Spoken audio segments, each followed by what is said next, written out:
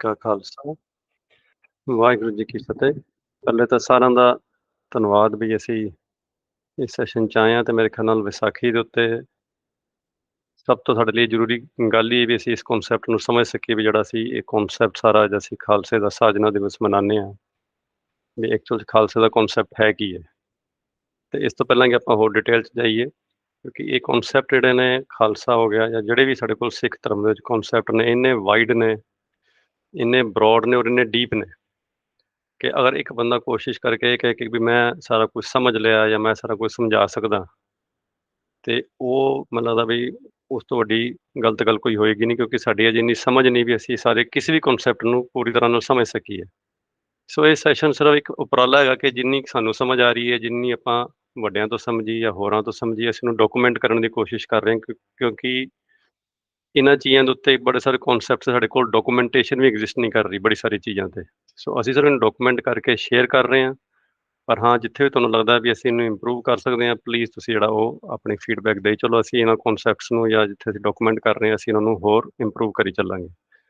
ਤੇ ਜਿੱਦਾਂ ਕਿ ਅਸੀਂ ਸੈਸ਼ਨ ਸ਼ੁਰੂ ਕਰਨ ਤੋਂ ਪਹਿਲਾਂ ਕਿਹਾ ਕਿ ਵੀ ਇਹ ਸਾਡੀ ਰਿਕੁਐਸਟ ਹੈ ਵੀ ਜੇ ਤੁਸੀਂ ਪਹਿਲਾਂ ਡਾਕੂਮੈਂਟ ਕਰ ਲਓ ਵੀ ਤੁਹਾਡੀ ਕੀ ਅੰਡਰਸਟੈਂਡਿੰਗ ਹੈ ਖਾਲਸਾ ਬਾਰੇ, ਤੁਹਾਨੂੰ ਉਹਦੇ ਬਾਰੇ ਜੋ ਕੁਝ ਵੀ ਸਮਝ ਆਉਂਦੀ, ਜਿੱਦਾਂ ਹੀ ਤੁਸੀਂ ਇੱਕ ਵਰਡ ਖਾਲਸਾ ਸੁਣਦੇ ਹੋ ਤੇ ਤੁਹਾਡੇ ਮਨ 'ਚ ਕੀ ਵਿਚਾਰ ਆਉਂਦੇ ਨੇ ਅਚਾਨਕ, ਇੱਕਦਮ ਜਿਹੜੇ ਫਸਟ ਜਿਹੜੇ ਤੁਹਾਡੇ ਥਾਟਸ ਹੁੰਦੇ ਨੇ ਉਹ ਕੀ ਆਉਂਦੇ ਨੇ, ਉਹਦੇ ਡਾਕੂਮੈਂਟ ਕਰ ਲਓ।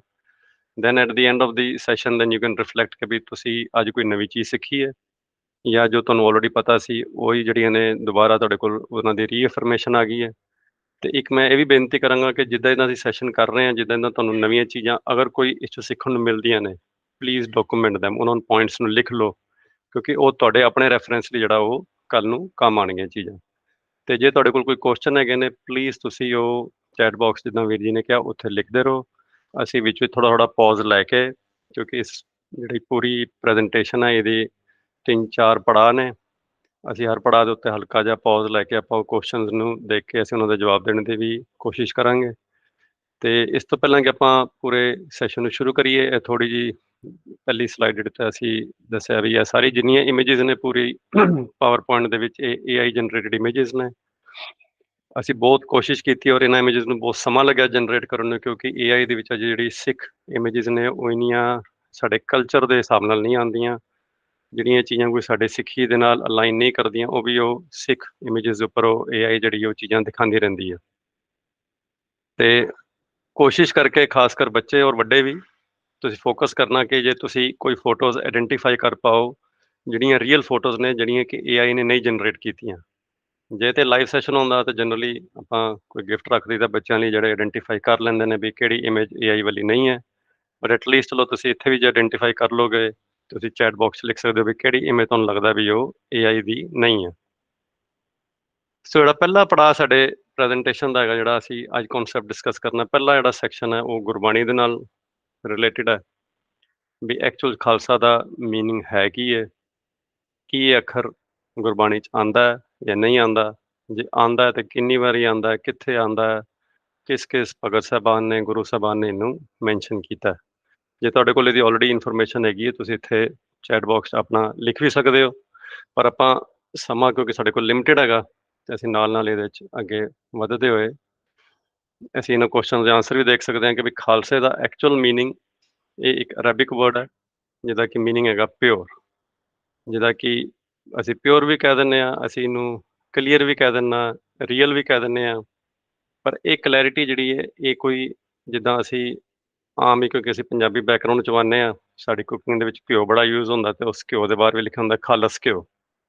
ਸੋ ਇੱਥੇ ਕੋਈ ਜਿਹੜੀ ਹੈ ਉਹ ਮਟੀਰੀਅਲਿਸਟਿਕ ਚੀਜ਼ ਦੀ ਪਿਓਰਿਟੀ ਦੀ ਗੱਲ ਨਹੀਂ ਹੋ ਰਹੀ ਵੀ ਇਹ ਪਿਓਰ ਗੋਲਡ ਹੈਗਾ ਜਾਂ ਇਹ ਪਿਓਰ ਆਇਰਨ ਹੈਗਾ ਜਾਂ ਪਿਓਰ ਘਿਓ ਹੈਗਾ, ਇੱਥੇ ਮੇਰੀ ਪਿਓਰਿਟੀ ਦੀ ਗੱਲ ਹੋ ਰਹੀ। ਸੋ ਜਦੋਂ ਮੈਂ ਆਪਣੀ ਪਿਓਰਿਟੀ ਦੀ ਗੱਲ ਕਰਨੀ ਹੈ ਤੇ ਉਹਦੇ 'ਚ ਹੈਗਾ ਕਿ ਵੀ ਮੈਂ ਅੰਦਰੋਂ ਬਾਹਰੋਂ ਕਿੰਨਾ ਸੱਚਾ ਸੁੱਚਾ, ਮੈਂ ਆਪਣੇ ਆਪ ਨਾਲ ਕਿੰਨਾ ਇਮਾਨਦਾਰ ਹਾਂ। ਔਰ ਮੇਰੀ ਇਮਾਨਦਾਰੀ ਉਦੋਂ ਹੀ ਪਤਾ ਲੱਗਦੀ ਹੈ ਜਦੋਂ ਮੇਰੇ ਕੋਲ ਜਾਂ ਤਾਂ ਬੇਈਮਾਨੀ ਕਰਨ ਦਾ ਮੌਕਾ ਆ ਜਾਏ। ਹੁਣ ਜੇ ਮੇਰੇ ਕੋਲ ਬੇਈਮਾਨੀ ਦਾ ਮੌਕਾ ਹੀ ਨਹੀਂ ਆ ਰਿਹਾ ਤੇ ਮੈਂ ਆਪਣੇ ਆਪ ਨੂੰ ਇਮਾਨਦਾਰ ਡਿਕਲੇਅਰ ਕਰ ਦਿਆਂ, ਸ਼ਾਇਦ ਉਹ ਮੇਰੀ ਇਮਾਨਦਾਰੀ ਦਾ ਅਸਲੀ ਟੈਸਟ ਨਹੀਂ ਹੈ। ਜਾਂ ਜਦੋਂ ਮੈਂ ਇਕੱਲੇ 'ਚ ਹੁੰਦਾ ਜਾਂ ਮੈਨੂੰ ਇੱਦਾਂ ਪ੍ਰਤੀਤ ਹੁੰਦਾ ਕਿ ਕੋਈ ਮੈਨੂੰ ਨਹੀਂ ਦੇਖ ਰਿਹਾ, ਸੋ ਹਾਂਜੀ, ਇਹ ਵੀ ਉੱਥੇ ਕਮੈਂਟ ਹੈ ਵੀ ਪਰਸ਼ੀਅਨ ਵਰਡ ਹੈਗਾ। ਇਹ ਪਰਸ਼ੀਅਨ 'ਚ ਵੀ ਜਿਹੜਾ ਉਹ, ਕਿਉਂਕਿ ਮੈਂ 1-2 ਬੰਦੇ ਨਾਲ ਇਸ ਬਾਰੇ ਗੱਲ ਕੀਤੀ ਸੀ, ਪਰਸ਼ੀਅਨ ਔਰ ਅਰੈਬਿਕ 'ਚ ਵੀ ਜਿਹੜਾ ਉਹ ਕਾਫੀ ਕਲੋਜ਼ ਰਿਲੇਸ਼ਨਸ਼ਿਪ ਹੈ। ਇਸ ਲਈ ਕਈ ਜਗ੍ਹਾ ਤੇ ਆਨਲਾਈਨ ਅਰੈਬਿਕ ਲਿਖਿਆ ਆ ਜਾਂਦਾ ਹੈ, ਕਈ ਜਗ੍ਹਾ ਪਰਸ਼ੀਅਨ ਵੀ ਆ ਜਾਂਦਾ, but I think you are right ਵੀ ਇਹ ਪਰਸ਼ੀਅਨ 'ਚ ਵੀ ਇਹ ਵਰਡ ਅਰੈਬਿਕ ਜਿਹੜਾ ਇਹਦਾ origin ਉੱਥੋਂ ਵੀ ਹੋ ਸਕਦਾ। ਤੇ ਇਹ ਗੁਰਬਾਣੀ 'ਚ ਵੀ ਇਹਦਾ ਜਿਹੜਾ ਉਹ ਜ਼ਿਕਰ ਆਇਆ ਇਸ ਅੱਖਰ ਦਾ, ਤੇ ਸਿਰ ਕਬੀਰ ਜੀ ਜਿਹੜੇ ਨੇ ਉਹ ਇਕਮਾਤਰ ਜਿਹੜੇ ਨੇ ਐਸੇ ਭਗਤ ਨੇ ਜਿਨ੍ਹਾਂ ਨੇ ਇਹਦਾ ਗੁਰਬਾਣੀ 'ਚ ਜਿਹੜਾ ਉਹ ਜ਼ਿਕਰ ਕੀਤਾ ਹੈ। ਸਿਰਫ ਇੱਕ ਪੰਕਤੀ ਹੈ ਗੁਰਬਾਣੀ ਦੇ ਵਿੱਚ ਜਿਹਦੇ 'ਚ ਕਿ ਖਾਲਸ ਜਿਹੜਾ ਜਾਂ ਖਾਲਸਾ ਅੱਖਰ ਜਿਹੜਾ ਉਹ ਗੁਰਬਾਣੀ ਦੇ ਵਿੱਚ ਆਇਆ। ਤੇ ਜੇ ਕਿਸੇ ਨੂੰ ਪੰਕਤੀ ਪਤਾ ਹੈ ਤੇ ਉਹ ਵੀ ਇੱਥੇ ਲਿਖ ਸਕਦੇ ਨੇ ਵੀ ਉਹ ਕਿਹੜੀ ਪੰਕਤੀ ਹੈ। ਸਾਇੰਸ ਦੇ ਵਿੱਚ ਜਿਹੜਾ ਇਹ ਉੱਥੇ ਇਹ ਅੱਖਰ ਜਿਹੜਾ ਖਾਲਸਾ ਆਇਆ, ਪਰ ਅਸੀਂ ਜਿਹੜਾ ਉਹਨੂੰ ਪੰਕਤੀ ਵੱਲ ਜੇ ਅੱਗੇ ਧਿਆਨ ਦਈਏ, ਸੋ ਇਹ ਜਿਹੜੀ ਪੰਕਤੀ ਹੈ, ਕੋ ਕਬੀਰ ਜਨ ਭਏ ਖਾਲਸੇ ਪ੍ਰੇਮ ਭਗਤੀ ਜੇ ਜਨ। ਹੁਣ ਕਬੀਰ ਸਾਹਿਬ ਉਹਨੂੰ ਖਾਲਸਾ ਕਹਿ ਰਹੇ ਨੇ, ਜਾਂ ਇੱਥੇ ਜਿਹੜਾ ਅੱਖਰ ਖਾਲਸੇ ਮਤਲਬ ਇੱਕ ਹੋ ਗਿਆ ਤੇ ਖਾਲਸਾ, ਤੇ ਜੇ ਗਰੁੱਪ ਆਫ ਪੀਪਲ ਹੋ ਗਿਆ ਤੇ ਖਾਲਸੇ। ਕਿਉਂਕਿ ਕਬੀਰ ਸਾਹਿਬ ਇਸ ਗੱਲ ਦੇ ਧਾਰਨੀ ਨੇ, ਵਿਸ਼ਵਾਸ ਰੱਖਦੇ ਨੇ ਵੀ ਉਹ ਕੋਈ ਇਕੱਲੇ ਨਹੀਂ ਨੇ ਜਿਹੜੇ ਇਸ ਰਾਹ ਤੇ ਤੁਰੇ ਨੇ। ਉਹਨਾਂ ਨੂੰ ਪਤਾ ਵੀ ਹਰ ਜੁਗ ਜੁਗ ਭਗਤ ਪਾਇਆ, ਵੀ ਇਦਾਂ ਦੇ ਜਿਹੜੇ ਪਿਓਰ ਬੰਦੇ ਨੇ, ਖਾਲਸ ਬੰਦੇ ਨੇ ਇਸ ਧਰਤੀ ਤੇ ਆਂਦੇ ਹੀ ਰਹੇ ਨੇ। ਜਾਂ ਜਿੱਦਾਂ ਉਹਨਾਂ ਨੇ ਕਹਿ ਦਿੱਤਾ ਵੀ ਰਾਮ ਜਪੋ ਜੀ ਐਸੇ ਐਸੇ, ਧਰੂ ਪ੍ਰਹਲਾਦ ਜਪੇ ਵਰ ਜੈਸੇ। ਸੋ ਉਹ ਇੱਕ ਗਰੁੱਪ ਆਫ ਪੀਪਲ ਨੇ, ਉਹ ਕੋਈ ਇਕੱਲੇ ਨਹੀਂ ਨੇ। ਜਾਂ ਅਗਰ ਮੇਰੇ ਵਰਗਾ ਕੋਈ ਬੰਦਾ ਹੋਏ ਤਾਂ ਮੈਂ ਤਾਂ ਆਪਣੇ ਨੂੰ ਇੱਦਾਂ ਸਮਝਦਾ ਨਾ ਕਿ ਵੀ ਮੇਰੇ ਤੋਂ ਵਧੀਆ ਤਾਂ ਕੋਈ ਬਈ ਹੈ ਹੀ ਨਹੀਂ। ਪਰ ਕਬੀਰ ਸਾਹਿਬ ਇੱਦਾਂ ਨਹੀਂ ਗੱਲ ਕਰ ਰਹੇ, ਉਹ ਕਹਿ ਰਹੇ ਨੇ ਵੀ ਇੱਕ ਗਰੁੱਪ ਆਫ ਪੀਪਲ ਨੇ ਜਿਹੜੇ ਕਿ ਪਿਓਰ ਨੇ। ਪਰ ਪਿਓਰਿਟੀ ਕਿੱਦਾਂ ਉਹਨਾਂ ਦੀ ਪਤਾ ਲੱਗ ਰਹੀ ਹੈ, ਕਹਿੰਦੇ ਪ੍ਰੇਮ ਭਗਤੀ ਜੈ ਜਾਨੀ। ਜਿਹੜੇ ਪ੍ਰੇਮ ਭਗਤੀ ਨੂੰ ਜਾਣ ਚੁੱਕੇ ਨੇ, ਜਿਨ੍ਹਾਂ ਦੀ ਲਾਈਫ ਦੇ ਵਿੱਚ ਇਹ ਈਵੈਂਟ ਆਲਰੇਡੀ ਅਕਰ ਹੋ ਚੁੱਕਾ ਹੈ, ਉਹ ਇਹਨੂੰ ਪ੍ਰੈਜ਼ੈਂਟ ਜ਼ਿਆਦਾਤਰ ਗੁਰਬਾਣੀ ਪ੍ਰੈਜ਼ੈਂਟ ਕੰਟੀਨਿਊਸ ਟੈਂਸ 'ਚ ਲਿਖੀ ਹੋਈ ਹੈ। ਜਿੱਦਾਂ ਭੁੱਖਿਆਂ ਭੁੱਖ ਨਾ ਉਤਰੀ, ਵੀ ਭੁੱਖੇ ਦੀ ਭੁੱਖ ਨਹੀਂ ਉਤਰ ਰਹੀ। It is actually present continuous tense. ਚੁੱਪੈ ਚੁੱਪ ਨਾ ਹੋਵੇ, ਵੀ ਜਿੰਨਾ ਮਰਜ਼ੀ ਮੈਂ ਆਪਣਾ ਬਾਹਰੋਂ ਦੀ ਪ੍ਰਤੀਤ ਕਰਵਾ ਲਵਾਂ ਵੀ ਮੈਂ ਚੁੱਪ ਹਾਂ, ਪਰ ਮੇਰਾ ਮਨ ਚੁੱਪ ਨਹੀਂ ਹੈ। It's a present continuous tense. But ਇਹ ਜਿਹੜੀ ਪੰਕਤੀ ਹੈ, ਇਹ ਖਾਲਸੇ ਦੇ ਜੀਵਨ ਦੇ ਪਾਸਟ ਟੈਂਸ ਨੂੰ ਸਿੰਬਲਾਈਜ਼ ਕਰਦੀ ਹੈ, ਵੀ ਉਹ ਜਿਨ੍ਹਾਂ ਨੇ ਪ੍ਰੇਮ ਭਗਤੀ ਨੂੰ ਜਾਣ ਲਿਆ। ਇਹ ਨਹੀਂ ਕਿ ਜਿਹੜੇ ਜਾਣ ਰਹੇ ਨੇ ਜਾਂ ਜਿਹੜੇ ਸ਼ਾਇਦ ਫਿਊਚਰ ਜਾਣਨਗੇ। ਖਾਲਸਾ ਉਹ ਹੈ ਜਿਹਨੇ ਪ੍ਰੇਮ ਭਗਤੀ ਨੂੰ ਜਾਣ ਲਿਆ, ਜਿਹੜਾ ਆਲਰੇਡੀ ਪਿਓਰ ਹੋ ਚੁੱਕਾ ਹੈ, ਜਿਹਦੇ ਮਨ ਦੇ ਵਿੱਚ ਵਿਕਾਰ ਖਤਮ ਹੋ ਚੁੱਕੇ ਨੇ, ਜਿਹਦੀ ਮਨ ਤੇ ਤੂੰ ਤੂੰ ਕਰਤਾ ਤੂੰ ਪਿਆ, ਜਿਹਦੇ ਅੰਦਰੋਂ ਦੀ ਮੈਂ ਦਾ ਕਨਸੈਪਟ ਖਤਮ ਹੋ ਗਿਆ, ਜਿਹਦੇ ਕੋਲ ਕੇਵਲ ਤੇ ਕੇਵਲ ਜੋਤ ਦੇ ਗੁਣਾਂ ਵਾਲਾ ਜੀਵਨ ਰਹਿ ਗਿਆ। ਉਹ ਉੱਦਾਂ ਚੱਲਦਾ ਹੈ ਜਿੱਦਾਂ ਪਰਮੇਸ਼ਰ ਉਹਨੂੰ ਚਲਾਉਂਦਾ ਹੈ। ਸੋ ਇਹ ਉਹਨਾਂ ਨੇ ਖਾਲਸੇ ਦੀ ਡੈਫੀਨੇਸ਼ਨ ਬੜੀ ਕਲੈਰਿਟੀ ਨਾਲ ਦੇ ਦਿੱਤੀ ਵੀ ਇਹ ਉਹ ਇੰਡੀਵਿਜੂਅਲ ਦਾ ਸਮੂਹ ਹੈ ਜਿਹੜੇ ਕਿ ਪ੍ਰੇਮ ਭਗਤੀ ਨੂੰ ਜਾਣ ਚੁੱਕੇ ਨੇ। ਹੁਣ ਗੱਲ ਆ ਜਾਂਦੀ ਵੀ ਫਿਰ ਪ੍ਰੇਮ ਭਗਤੀ ਹੈ ਕੀ? ਕਿਉਂਕਿ ਹੁਣ ਸਾਡੇ ਸਾਰਿਆਂ ਕੋਲ ਪ੍ਰੇਮ ਦੇ ਕਨਸੈਪਟ ਅਲੱਗ-ਅਲੱਗ ਤਰੀਕੇ ਨਾਲ ਪਏ ਹੋਏ ਨੇ। ਮੈਂ ਕਹਿੰਦਾ ਕਿ ਵੀ ਮੈਨੂੰ ਤਾਂ ਪ੍ਰੇਮ ਜਿਹੜਾ ਉਹ ਆਪਣੀ ਗੱਡੀ ਨਾਲ ਹੈ, ਮੈਨੂੰ ਆਪਣੇ ਘਰ ਨਾਲ ਹੈ, ਮੈਨੂੰ ਆਪਣੇ ਬੱਚਿਆਂ ਨਾਲ ਹੈ। ਮੇਰੇ ਪ੍ਰੇਮ ਦੇ ਕਨਸੈਪਟ ਹੋਰ ਨੇ। ਪਰ ਜਿਹੜੀ ਗੁਰਬਾਣੀ ਪ੍ਰੇਮ ਦੀ ਗੱਲ ਕਰ ਰਹੀ ਹੈ, ਉਹ ਜਿਹੜੇ ਪ੍ਰੇਮ ਹੈ ਉਹ ਕੇਵਲ ਤੇ ਕੇਵਲ ਉਸ ਕਨਸੈਪਟ ਨਾਲ ਪ੍ਰੇਮ ਹੈ ਵੀ ਜਿੱਦਾਂ ਅਕਾਲ ਪੁਰਖ ਮੈਨੂੰ ਰੱਖਦਾ, ਮੈਂ ਉਸ ਕਨਸੈਪਟ ਤੇ ਤੁਰ ਕੇ ਖੁਸ਼ ਹਾਂ, ਮੈਂ ਐਕਸੈਪਟੈਂਸ 'ਚ ਹਾਂ। ਜਿਹੜਾ ਪ੍ਰੇਮ ਮੈਂ ਕਰ ਰਿਹਾ, ਉਸ ਪ੍ਰੇਮ ਨੂੰ ਗੁਰਬਾਣੀ ਮੋਹ ਦਾ ਜਿਹੜਾ ਉਹ ਮੋਹ ਕਰਕੇ ਸੰਬੋਧਨ ਕਰਦੀ ਹੈ, ਕਿਉਂਕਿ ਮੈਂ ਅਟੈਚਮੈਂਟ 'ਚ ਹੈਗਾ। ਮੈਂ ਉਹਨਾਂ ਚੀਜ਼ਾਂ ਤੋਂ ਦੂਰ ਨਹੀਂ ਹੋ ਪਾਉਂਦਾ। ਜਿੱਦਾਂ ਉਹ ਚੀਜ਼ਾਂ ਮੇਰੇ ਤੋਂ ਦੂਰ ਹੁੰਦੀਆਂ ਨੇ, ਮੇਰੇ ਅੰਦਰ ਜਿਹੜਾ ਉਹ ਇੱਕ ਬੜੀ ਅਨਈਜ਼ੀਨੈਸ ਜੀ ਆ ਜਾਂਦੀ ਹੈ, ਇਰੀਟੇਸ਼ਨ ਜੀ ਆ ਜਾਂਦੀ ਹੈ, ਤੇ ਮੈਨੂੰ ਇੱਦਾਂ ਲੱਗਦਾ ਕਿ ਮੈਂ ਇਹਨਾਂ ਚੀਜ਼ਾਂ ਨੂੰ ਪ੍ਰੋਟੈਕਟ ਕਰਨਾ ਹੀ ਸ਼ਾਇਦ ਮੇਰੇ ਜੀਵਨ ਦਾ ਸਾਰਾ ਉਦੇਸ਼ ਹੈਗਾ। ਪਰ ਜਿਹੜੀ ਪ੍ਰੇਮ ਭਗਤੀ ਦੀ ਹੁਣ ਕਬੀਰ ਸਾਹਿਬ ਗੱਲ ਕਰ ਰਹੇ ਨੇ, ਉਹ ਪ੍ਰੇਮਾ ਭਗਤੀ ਕੇਵਲ ਤੇ ਕੇਵਲ ਜਿਹੜਾ ਉਹ ਅਕਾਲ ਪੁਰਖ ਨਾਲ, ਕਿ ਜਿੱਦਾਂ ਅਕਾਲ ਪੁਰਖ ਮੈਨੂੰ ਚਲਾਉਂਦਾ, ਜੈ ਖਿੰਚੈ ਤੈਂ ਜਾਈ, ਜਿੱਥੇ ਤੂੰ ਮੈਨੂੰ ਖਿੱਚਦਾ ਮੈਂ ਉੱਥੇ ਚਲਾ ਜਾਂਦਾ। ਮੇਰੇ ਮਨ ਦੇ ਵਿੱਚ ਕੁਐਸਚਨ ਆਉਣੇ ਬੰਦ ਹੋ ਗਏ ਨੇ। ਇਟਸ ਅਨਕੰਡੀਸ਼ਨਲ ਲਵ। ਹੁਣ ਉਹ ਲਵ ਦੀ ਉਹਨਾਂ ਨੇ ਗੱਲ ਸ਼ੁਰੂ ਕੀਤੀ ਕਬੀਰ ਸਾਹਿਬ ਨੇ, ਵੀ ਜਿਹੜੇ ਖਾਲਸੇ ਨੇ, ਜਿਹੜੇ ਇਹ ਗਰੁੱਪ ਆਫ ਪੀਪਲ ਨੇ, ਇਹ ਹੁਣ ਪ੍ਰੇਮ ਭਗਤੀ ਕਰਦੇ ਨੇ। ਪਰ ਜੇ ਹੁਣ ਅਸੀਂ ਪ੍ਰੇਮ ਨੂੰ ਥੋੜ੍ਹਾ ਜਿਹਾ ਹੋਰ ਐਕਸਪਲੇਨ ਕਰਨ ਦੀ ਕੋਸ਼ਿਸ਼ ਕਰੀਏ ਜਾਂ ਹੋਰ ਸਮਝਣ ਦੀ ਕੋਸ਼ਿਸ਼ ਕਰੀਏ, ਵੀ ਐਕਚੁਅਲ 'ਚ ਕਿਸੇ ਵੀ ਟਰੂਥਫੁਲ ਲਵ ਦਾ, ਇੱਕ ਰਿਲੇਸ਼ਨਸ਼ਿਪ ਦਾ, ਜਿੱਥੇ ਕਿ ਇੱਕ ਪ੍ਰੇਮ ਹੁੰਦਾ, ਜਿੱਥੇ ਕਿ ਇੱਕ ਅਫੈਕਸ਼ਨ ਹੈਗੀ, ਜਿੱਥੇ ਟਰਸਟ ਹੈਗਾ, ਉਹਦੇ ਕੰਪੋਨੈਂਟਸ ਕਿਹੜੇ ਨੇ? ਕਿਹੜੇ ਚੀਜ਼ਾਂ ਕਰਕੇ ਮੈਂ ਕਹਿ ਸਕਦਾ ਕਿ ਮੇਰਾ ਕਿਸੇ ਨਾਲ ਵੀ ਜਿਹੜਾ ਮੇਰਾ ਰਿਲੇਸ਼ਨਸ਼ਿਪ ਹੈ ਉਹ ਟਰੂ ਹੈਗਾ, ਉਹ ਆਥੈਂਟਿਕ ਹੈ।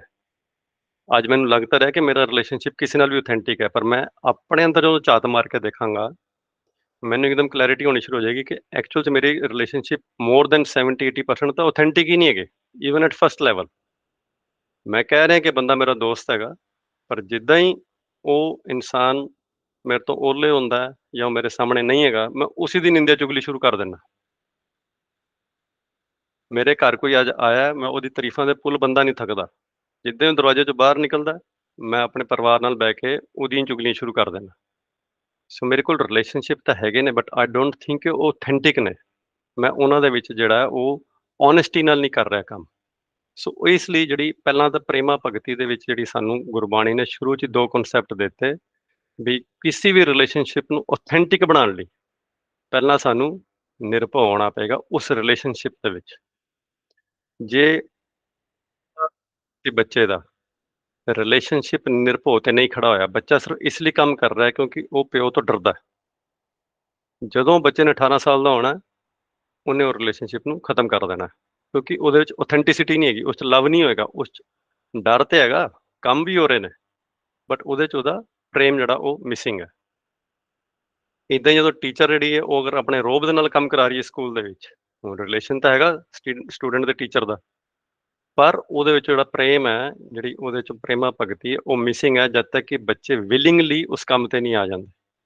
ਤੇ ਦੂਜਾ ਹੋ ਗਿਆ ਨਿਰਵੈਰ। ਜੇ ਮੈਂ ਜਿਹੜਾ ਵੈਰ ਦੇ ਵਿੱਚ ਆ ਕੇ ਕੋਈ ਕੰਮ ਕਰ ਰਿਹਾ ਕਿ ਵੀ ਇਹ ਕੰਮ ਜਿਹੜੇ ਨੇ ਇਹਦੇ ਮੈਂ ਕੁਝ ਗਲਤ ਕਰਦੇ ਆ, ਤੇ ਉਹ ਮੇਰਾ ਰਿਲੇਸ਼ਨਸ਼ਿਪ ਜਿਹੜਾ ਉਹ ਆਥੈਂਟਿਕ ਨਹੀਂ ਹੈ, ਕਿਉਂਕਿ ਉਹ ਜੈਲਸੀ 'ਚੋਂ ਉਹ ਚੀਜ਼ਾਂ ਨਿਕਲ ਕੇ ਆ ਰਹੀਆਂ ਨੇ। ਕਹਿਣ ਨੂੰ ਮੈਂ ਕਿਸੇ ਦਾ ਫਰੈਂਡ ਹੋ ਸਕਦਾ ਉੱਪਰੋਂ ਦੀ, ਪਰ ਜੇ ਮੇਰੇ ਅੰਦਰ ਉਹਦੇ ਪ੍ਰਤੀ ਜੈਲਸ ਹੈਗੀ ਹੈ ਕਿ ਵੀ ਇਹਦੀ ਇੰਨੀ ਤਰੱਕੀ ਕਿਉਂ ਹੋ ਰਹੀ ਹੈ, ਪੜ੍ਹਦੇ ਤਾਂ ਅਸੀਂ ਦੋਨੋਂ ਹੀ ਇਕੱਠੇ ਹਾਂ, ਇਹਦੇ ਨੰਬਰ ਮੇਰੇ ਤੋਂ ਜ਼ਿਆਦਾ ਕਿਉਂ ਆ ਜਾਂਦੇ ਨੇ, ਮੇਰੇ ਘੱਟ ਕਿਉਂ ਆਉਂਦੇ ਨੇ, ਦੈਨ ਉਹ ਰਿਲੇਸ਼ਨਸ਼ਿਪ ਦੇ ਵਿੱਚ ਨਿਰਵੈਰਤਾ ਜਿਹੜੀ ਹੈ ਉਹ ਐਗਜ਼ਿਸਟ ਨਹੀਂ ਕਰ ਰਹੀ। ਸੋ ਇਹ ਜਦ ਤੱਕ 2 ਕਨਸੈਪਟ ਇਕੱਠੇ ਕਿਸੇ ਵੀ ਰਿਲੇਸ਼ਨਸ਼ਿਪ ਦੇ ਵਿੱਚ ਐਗਜ਼ਿਸਟ ਨਹੀਂ ਕਰ ਰਹੇ, ਨਿਰਭਉ ਤੇ ਨਿਰਵੈਰ, ਤਾਂ ਤੱਕ ਮੇਰਾ ਰਿਲੇਸ਼ਨਸ਼ਿਪ ਜਿਹੜਾ ਉਹ ਫੇਕ ਹੈ।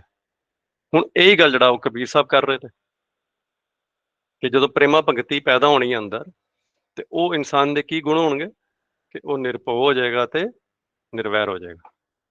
ਉਹਦਾ ਨਿਰਭਉ ਤੇ ਨਿਰਵੈਰ ਫਿਰ ਉਹ ਸਾਰੀ ਮਨੁੱਖਤਾ ਨਾਲ ਹੀ ਹੋ ਜਾਏਗਾ। ਹੁਣ ਇਹ ਜਿਹੜਾ ਇਹ ਕਨਸੈਪਟ ਨੂੰ ਲੈ ਕੇ ਸਾਡੇ ਕੋਲ ਪੂਰੇ ਸਿੱਖ ਧਰਮ ਦੇ ਵਿੱਚ ਜਿਹੜੇ ਨੇ ਸਾਰੀ ਹਿਸਟਰੀ ਜਿਹੜੀ ਹੈ ਸਾਡੇ ਕੋਲ, ਇਹਦੇ ਕੋਲ ਸਾਡੇ ਕੋਲ ਸੈਂਕੜੇ ਐਗਜ਼ਾਮਪਲ ਪਏ ਨੇ ਵੀ ਕਿੱਦਾਂ ਜਿਹੜਾ ਉਹ ਭਾਈ ਕਨ੍ਹਈਆ ਜੀ ਜੰਗ ਦੇ ਮੈਦਾਨ 'ਚ ਵੀ ਜਿਹੜੇ ਨੇ ਉਹ ਨਿਰਭਉ ਨੇ। ਪਹਿਲੀ ਗੱਲ, ਨਿਰਭਉ ਇੱਦਾਂ ਨੇ ਜਿਹੜਾ ਪੱਖ ਸ਼ਾਇਦ ਕਈ ਵਾਰੀ ਪੇਸ਼ ਨਹੀਂ ਕਰ ਪਾਉਂਦੇ ਹਿਸਟਰੀ ਦਾ, ਕਿ ਅਗਰ ਮੈਂ ਜੰਗ ਦੇ ਮੈਦਾਨ 'ਚੋਂ ਹਾਂ ਤਾਂ ਮੈਂ ਤਾਂ ਦੁਸ਼ਮਣ ਵਾਲੇ ਪਾਸੇ ਜਾਣ ਤੋਂ ਵੀ ਡਰਾਂਗਾ। ਜੇ ਮੈਂ ਸਿਰਫ ਸੇਵਾ ਕਰਨ ਦੇ ਕਨਸੈਪਟ ਤੋਂ ਹਾਂ ਤੇ ਮੈਂ ਸੋ ਕਾਲਡ ਇੱਕ ਪਾਰਟੀ ਨਾਲ ਐਸੋਸੀਏਟਿਡ ਹਾਂ, ਕਿਉਂਕਿ ਮੇਰੀ ਆਊਟਰ ਲੁੱਕ ਇੱਦਾਂ ਦੀ ਹੈ, ਮੈਂ ਵਰਦੀ ਦੂਜੀ ਵਾਲੀ ਟੀਮ ਦੀ ਪਾਈ ਹੋਈ ਹੈ ਤੇ ਮੈਂ ਸੇਵਾ ਕਰ ਰਿਹਾ, ਮੈਂ ਦੂਜੀ ਵਾਲੀ ਟੀਮ ਦੀ ਓਪੋਨੈਂਟ ਦੀ ਟੀਮ ਦੇ ਖੇਮੇ 'ਚ ਜਾਣ ਤੋਂ ਵੀ ਡਰਾਂਗਾ। ਪਹਿਲੇ ਤਾਂ ਉਹਨਾਂ ਦਾ ਨਿਰਭਉਤਾ ਦਾ ਕਨਸੈਪਟ ਹੈਗਾ ਕਿ ਉਹ ਦੇਖਣ ਨੂੰ ਇੱਕ ਟੀਮ ਦੇ ਲੱਗ ਰਹੇ ਨੇ, ਪਰ ਉਹ ਜਾ ਕੇ ਸੇਵਾ ਦੂਜੀ ਟੀਮ ਦੀ ਕਰ ਰਹੇ ਨੇ। ਉਹਨਾਂ ਦੇ ਅੰਦਰ ਕੋਈ ਭੋ ਨਹੀਂ ਹੈਗਾ ਕਿ ਇਹ ਮੈਨੂੰ ਮਾਰ ਵੀ ਸਕਦੇ ਨੇ, ਉਹਨਾਂ ਦੇ ਅੰਦਰ ਕੋਈ ਡਰ ਨਹੀਂ ਹੈਗਾ ਕਿ ਇਹ ਮੇਰੇ ਤੇ ਵੀ ਅਟੈਕ ਕਰ ਸਕਦੇ ਨੇ। ਹੈ ਤਾਂ ਜੰਗ ਦਾ ਮੈਦਾਨ ਹੈ, ਸਾਰਿਆਂ ਕੋਲ ਹਥਿਆਰ ਵੀ ਹੈਗੇ ਨੇ, ਉਹ ਨਿਰਭਉ ਵੀ ਨੇ, ਉਹ ਨਿਰਵੈਰ ਵੀ ਨੇ, ਕਿਉਂਕਿ ਉਹਨਾਂ ਨੂੰ ਕਿਸੇ ਦੇ ਵਿੱਚ ਵੀ ਦੁਸ਼ਮਣ ਨਜ਼ਰ ਹੀ ਨਹੀਂ ਆ ਰਿਹਾ। ਜਦੋਂ ਉਹ ਇਸ ਕਨਸੈਪਟ ਤੇ ਆ ਗਏ, ਉਹ ਆਪਣੇ ਸਵਾਰਥ ਲਈ ਨਹੀਂ ਹੁਣ ਕੰਮ ਕਰ ਰਹੇ ਕਿ ਵੀ ਹੁਣ ਮੈਨੂੰ ਦੁਨੀਆ ਜਿਹੜੀ ਹੈ ਉਹ ਵਾਹ-ਵਾਹ ਕਰੇਗੀ ਜਾਂ ਨਹੀਂ ਕਰੇਗੀ, ਮੇਰੀ ਸ਼ਿਕਾਇਤ ਲੱਗੇਗੀ, ਨਹੀਂ ਲੱਗੇਗੀ, ਉਹ ਉਸ ਕਨਸੈਪਟ ਤੋਂ ਬਾਹਰ ਆ ਗਏ। ਪਰ ਉਸ ਕਨਸੈਪਟ ਤੋਂ ਬਾਹਰ ਉਦੋਂ ਹੀ ਆਵਾਂਗੇ ਜਦੋਂ ਅਸੀਂ ਨਿਰਭਉ ਹੋ ਜਾਵਾਂਗੇ, ਨਿਰਵੈਰ ਹੋ ਜਾਵਾਂਗੇ, ਤਾਂ ਹੀ ਜਿਹੜਾ ਅਸੀਂ ਸਰਬਤ ਦੇ ਭਲੇ ਦੀ ਗੱਲ ਕਰ ਸਕਾਂਗੇ। ਅੱਜ ਸ਼ਾਇਦ ਮੇਰਾ ਵਰਗਾ ਬੰਦਾ ਸਰਬਤ ਦੇ ਭਲੇ ਦੀ ਗੱਲ ਕਰ ਹੀ ਨਹੀਂ ਪਾ ਰਿਹਾ, ਕਿਉਂਕਿ ਮੇਰੇ ਆਪਣੇ ਸਵਾਰਥ ਹੀ ਬਣੇ ਨੇ। ਮੈਂ ਭਾਵੇਂ ਅਗਰ ਧਰਮ ਦੇ ਕੰਮ ਵੀ ਸ਼ੁਰੂ ਕਰ ਦਿਆਂਗਾ ਕਰਨੇ, ਤੇ ਪਹਿਲੇ ਤਾਂ ਮੇਰਾ ਇਹ ਸਵਾਰਥ ਆ ਜਾਏਗਾ ਕਿ ਵੀ ਮੇਰੀ ਵਾਹ-ਵਾਹ ਹੋਏ, ਮੈਨੂੰ ਦੁਨੀਆ ਜਿਹੜੀ ਉਹ ਸਾਰੇ ਪਾਸੇ ਜਾਣੇ। ਪਰ ਉਹ ਸਵਾਰਥ ਵੀ ਉਨਾ ਹੀ ਖਤਰਨਾਕ ਸਵਾਰਥ ਹੈਗਾ, ਜਿੰਨਾ ਕਿ ਮਾਇਆ ਦੇ ਵਿੱਚ ਅਗਰ ਮੈਂ ਕੋਈ ਆਰਗੇਨਾਈਜੇਸ਼ਨ ਚਲਾ ਰਿਹਾ, ਪੈਸੇ ਕਮਾਉਣ ਨੂੰ ਕੋਈ ਕਮਰਸ਼ੀਅਲ ਸੰਸਥਾ ਚਲਾ ਰਿਹਾ, ਜੇ ਉਹਦੇ 'ਚ ਮੇਰਾ ਸਵਾਰਥ ਹੈ ਕਿ ਪੈਸੇ ਕਮਾਵਾਂ, ਤੇ ਅਗਰ ਧਰਮ ਦੇ ਕਾਰਜ ਕਰ ਰਿਹਾ ਤੇ ਇਹਦੇ 'ਚ ਮੇਰਾ ਸਵਾਰਥ ਹੈਗਾ ਕਿ ਮੇਰੀ ਵਾਹ-ਵਾਹ ਹੋਏ, they are equally same thing. ਇਸ ਲਈ ਗੁਰਬਾਣੀ ਨੇ ਕਿਹਾ, ਰਜ ਗੁਣ, ਤਮ ਗੁਣ, ਸਤ ਗੁਣ, ਇਹ ਤੇਰੀ ਸਭ ਮਾਇਆ। ਵੀ ਸਤੋ ਗੁਣ ਦੇ ਵਿੱਚ ਵੀ ਜੇ ਮੇਰਾ ਸਵਾਰਥ ਖਤਮ ਨਹੀਂ ਹੋਇਆ, ਮੇਰਾ ਸਵਾਰਥ ਇਹੀ ਹੈਗਾ ਕਿ ਮੇਰੀ ਸੰਸਥਾ ਵੱਡੀ ਤੋਂ ਵੱਡੀ ਹੋ ਜਾਏ, ਤੇ ਉਹ ਵੀ ਫਿਰ ਸਰਬਤ ਦੇ ਭਲੇ ਵੱਲ ਨਹੀਂ ਜਾਏਗੀ, ਉਹ ਵੀ ਫਿਰ ਇੱਕ ਖਾਸ ਤਰੀਕੇ ਦੇ ਲੋਕਾਂ ਨੂੰ ਹੀ ਸਰਵ ਕਰੇਗੀ, ਖਾਸ ਤਰੀਕੇ ਦੇ ਲੋਕਾਂ ਨੂੰ ਹੀ ਕੈਟਰ ਕਰੇਗੀ। ਪਰ ਜਿਹੜਾ ਖਾਲਸੇ ਦਾ ਕਨਸੈਪਟ ਹੈਗਾ, ਇਹ ਬੜਾ ਯੂਨੀਵਰਸਲ ਹੈ। ਇਹ ਕਿਸੇ ਸੰਸਥਾ ਤੋਂ, ਇੱਕ ਖਾਸ ਫਿਰਕੇ ਦੇ ਲੋਕਾਂ ਤੋਂ, ਇੱਕ ਖਾਸ ਜੀਓਗ੍ਰਾਫਿਕਲ ਲੋਕੇਸ਼ਨ ਦੇ ਲੋਕਾਂ ਤੋਂ ਉੱਪਰ ਉੱਠ ਕੇ ਜਿਹੜੀ ਸੇਵਾ ਹੋ ਰਹੀ ਹੈ, ਜਿੱਥੇ ਕਿ ਨਿਰਭਉ ਤੇ ਨਿਰਵੈਰ ਦੇ ਕਨਸੈਪਟ ਨੂੰ ਪ੍ਰੈਕਟੀਕਲੀ ਡੈਮੋਨਸਟ੍ਰੇਟ ਕੀਤਾ ਜਾ ਰਿਹਾ ਹੈ, ਉਹ ਜਿਹੜਾ ਫਿਰ ਉਹ ਖਾਲਸੇ ਜਿਹੜੇ ਨੇ ਬਣਦੇ ਜਾ ਰਹੇ ਨੇ, ਕਿਉਂਕਿ ਉਹ ਫਿਰ ਜੈਨੂਅਨਲੀ ਸਭ ਮੈਂ ਜੋਤ ਜੋਤ ਹੈ ਸੋਏ ਕਨਸੈਪਟ ਨੂੰ ਦੇਖ ਪਾ ਰਹੇ ਨੇ, ਉਹਨੂੰ ਪ੍ਰਤੱਖ ਤੌਰ ਤੇ। ਮੇਰੇ ਵਰਗਾ ਤਾਂ ਸਿਰਫ ਪਾਠ ਕਰ ਰਿਹਾ ਸਭ ਮੈਂ ਜੋਤ ਜੋਤ ਹੈ ਸੋਏ, ਮੈਨੂੰ ਨਜ਼ਰ ਨਹੀਂ ਆ ਰਹੀ, ਮੈਨੂੰ ਬਿਲਕੁਲ ਵੀ ਇਸ ਗੱਲ ਦੀ ਫੀਲਿੰਗ ਨਹੀਂ ਆ ਰਹੀ ਕਿ ਸਾਰਿਆਂ ਦੇ ਅੰਦਰ ਜੋਤ ਐਗਜ਼ਿਸਟ ਕਰ ਰਹੀ ਹੈ। ਪਰ ਹਾਂ, ਇਸ ਕਨਸੈਪਟ ਦੀ ਮੈਂ ਗੱਲ ਕਰ ਰਿਹਾ ਕਿ ਵੀ ਇੱਥੇ ਲਿਖੀ ਹੋਈ ਹੈ, ਪਰ ਜਿਨ੍ਹਾਂ ਨੇ ਲਿਖੀ ਹੈ ਉਹਨਾਂ ਨੇ ਉਹਨੂੰ ਪ੍ਰੈਕਟੀਕਲੀ ਪ੍ਰਤੱਖ ਤੌਰ ਦੇ ਉੱਤੇ ਉਹਨੂੰ ਐਕਸਪੀਰੀਅੰਸ ਕੀਤਾ, ਤੇ ਜਿਹੜੇ ਐਕਸਪੀਰੀਅੰਸ ਕਰ ਰਹੇ ਨੇ ਉਹ ਖਾਲਸੇ ਬਣਦੇ ਜਾ ਰਹੇ ਨੇ। ਸੋ ਇਹ ਪ੍ਰੈਜੈਂਟੇਸ਼ਨ ਦਾ ਪਹਿਲਾ ਫੇਸ, ਜਿੱਥੇ ਅਸੀਂ ਗੁਰਬਾਣੀ ਦੇ ਕਨਸੈਪਟ ਤੋਂ, ਵੀ ਗੁਰਬਾਣੀ ਐਕਚੁਅਲ 'ਚ ਖਾਲਸਾ ਕਿਹਨੂੰ ਕਹਿ ਰਹੀ ਹੈ। ਜੇ ਕਿਸੇ ਕੋਲ ਕੋਈ ਸਵਾਲ ਵੀ ਹੈਗਾ ਤੇ ਵੀ ਇਨਕਰੇਜ ਕਿ ਵੀ ਤੁਸੀਂ ਇੱਥੇ ਸਵਾਲ ਪਾ ਸਕਦੇ ਹੋ, ਕਿਉਂਕਿ ਪਹਿਲਾਂ ਇਹ ਕਨਸੈਪਟ ਸਮਝਣਾ ਜ਼ਰੂਰੀ ਸੀ ਵੀ ਗੁਰਬਾਣੀ ਦੇ ਵਿੱਚ ਐਕਚੁਅਲ 'ਚ ਕਿੱਥੇ ਖਾਲਸੇ ਦਾ ਕਨਸੈਪਟ ਆ ਰਿਹਾ ਤੇ ਉਹ ਉਹਨੂੰ ਕਿਸ ਸੈਂਸ ਦੇ ਵਿੱਚ ਲੈ ਰਹੇ ਨੇ। ਦਿਲਮੋਹਨ ਸਿੰਘ ਜੀ, ਜੇ ਤੁਸੀਂ ਇਸ 'ਚ ਕੁਝ ਐਡ ਕਰਨਾ ਚਾਹੋ ਤੇ ਪਲੀਜ਼ ਫੀਲ ਫਰੀ, ਆਪਾਂ ਇਹਦੇ 'ਚ ਕੁਝ ਐਡ ਵੀ ਕਰਨਾ, ਜੇ ਕੋਈ ਕਨਸੈਪਟ ਆਪਾਂ ਗੁਰਬਾਣੀ ਪੱਖੋਂ ਨਹੀਂ ਕਵਰ ਕੀਤਾ, ਤੇ ਜੇ ਕਿਸੇ ਕੋਲ ਸਵਾਲ ਵੀ ਹੈਗੇ ਨੇ ਤੇ ਪਲੀਜ਼ ਇੱਥੇ ਟਾਈਪ ਵੀ ਕਰ ਸਕਦੇ ਹੋ ਤੁਸੀਂ, before we move on to the next phase of it.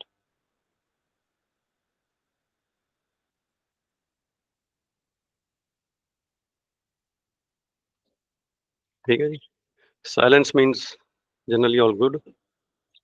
कोई ਵੀਰ ਜੀ ਕੋਈ ਕਲੈਰੀਫਿਕੇਸ਼ਨ ਤੁਸੀਂ ਕਰਨਾ ਚਾਹੋ ਹੋਰ? ਨਹੀਂ, ਐਕਸਲੈਂਟ ਜੀ, ਬਹੁਤ ਵਧੀਆ ਵੀਰ ਜੀ, ਲੈਟਸ ਕੰਟੀਨਿਊ। ਹੁਣ ਆਪਾਂ ਮਤਲਬ ਵੀ ਇਸ ਤੋਂ ਪਹਿਲੇ ਅਸੀਂ ਖਾਲਸੇ ਦੇ ਹਿਸਟੋਰੀਕਲ ਕਨਸੈਪਟ 'ਚ ਚੱਲੀਏ।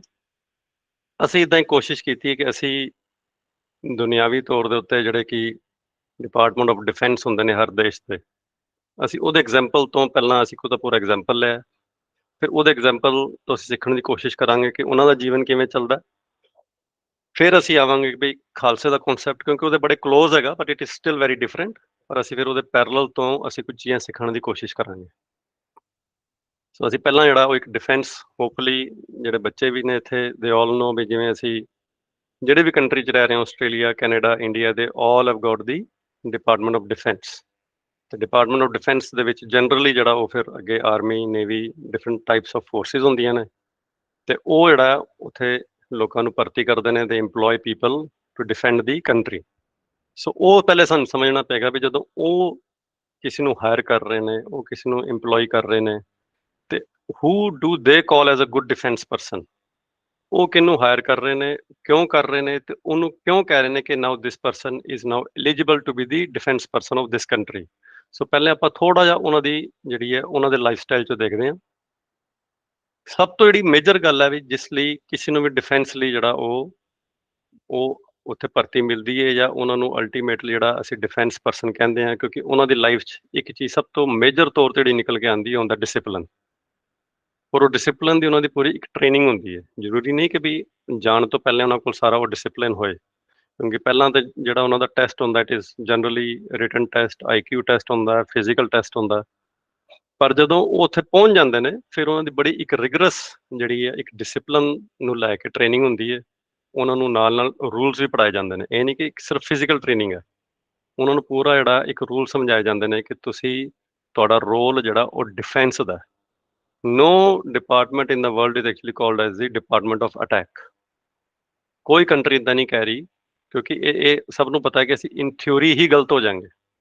ਹਰ ਕੰਟਰੀ ਸਿਰਫ ਇਹ ਕਹਿ ਰਹੀ ਹੈ ਕਿ ਅਸੀਂ ਆਪਣੀ ਜਿਹੜੀ ਬਾਉਂਡਰੀ ਹੈ ਔਰ ਆਪਣੇ ਲੋਕ ਨੇ, ਆਪਣੀ ਸਵਰਨਿਟੀ ਨੂੰ ਪ੍ਰੋਟੈਕਟ ਕਰ ਰਹੇ ਹਾਂ। We are about defence and that's what they are coaching through the training, ਕਿ ਵੀ ਆਪਾਂ ਇਸ ਡਿਸਿਪਲਿਨ 'ਚ ਆਉਣਾ, ਜਿੱਥੇ ਤੁਸੀਂ ਗੱਲ ਨੂੰ ਸਮਝ ਸਕੋ ਕਿ ਸਾਡਾ ਰੋਲ ਡਿਫੈਂਡ ਕਰਨ ਦਾ ਆਪਣੀ ਕੰਟਰੀ ਨੂੰ, ਤੇ ਤੁਸੀਂ ਆਪਣੇ ਨੂੰ ਮੈਂਟਲੀ ਤੇ ਫਿਜ਼ੀਕਲੀ ਫਿਟ ਰੱਖਣਾ ਹੈ ਕਿ ਤੁਸੀਂ ਆਪਣੀ ਕੰਟਰੀ ਨੂੰ ਕਿਵੇਂ ਡਿਫੈਂਡ ਕਰੋਗੇ, ਜਾਂ ਆਪਣੇ ਕੰਟਰੀ ਦੇ ਲੋਕਾਂ ਨੂੰ ਈਵਨ ਥਰੂ ਦੀ ਨੈਚੁਰਲ ਕੈਲਾਮਿਟੀਜ਼, ਜਦੋਂ ਕਿੱਥੇ ਭੂਚਾਲ ਆ ਜਾਂਦੇ ਨੇ ਜਾਂ ਫਲੱਡ ਆ ਜਾਂਦੇ ਨੇ, ਉਦੋਂ ਅਸੀਂ ਡਿਫੈਂਸ ਦੇ ਲੋਕਾਂ ਨੂੰ ਯੂਜ਼ ਕਰਦੇ ਹਾਂ ਵੀ ਤੁਸੀਂ ਜਾ ਕੇ ਆਪਣੇ ਲੋਕਾਂ ਦੀ ਪ੍ਰੋਟੈਕਸ਼ਨ ਕਰੋ, ਕਿਉਂਕਿ they are mentally so strong ਕਿ even during the natural disaster they are able to think very rationally and they are able to help the citizens.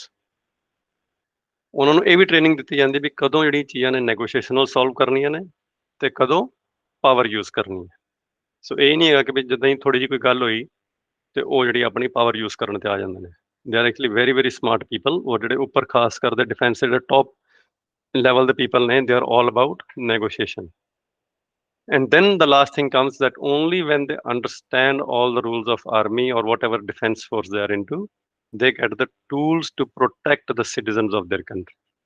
ਫਿਰ ਉਹਨਾਂ ਨੂੰ ਜਿਹੜਾ ਉਹ ਕੋਈ ਹਥਿਆਰ ਦਿੱਤੇ ਜਾਂਦੇ ਨੇ ਕਿ ਉਹ ਹਥਿਆਰਾਂ ਦਾ ਵੀ ਫਿਰ ਪਰਪਸ ਹੈਗਾ, ਉਹਦਾ ਇੱਕ ਪੂਰਾ ਗਵਰਨੈਂਸ ਹੈ, ਉਹਦੀ ਫਰੇਮਵਰਕ ਹੈ।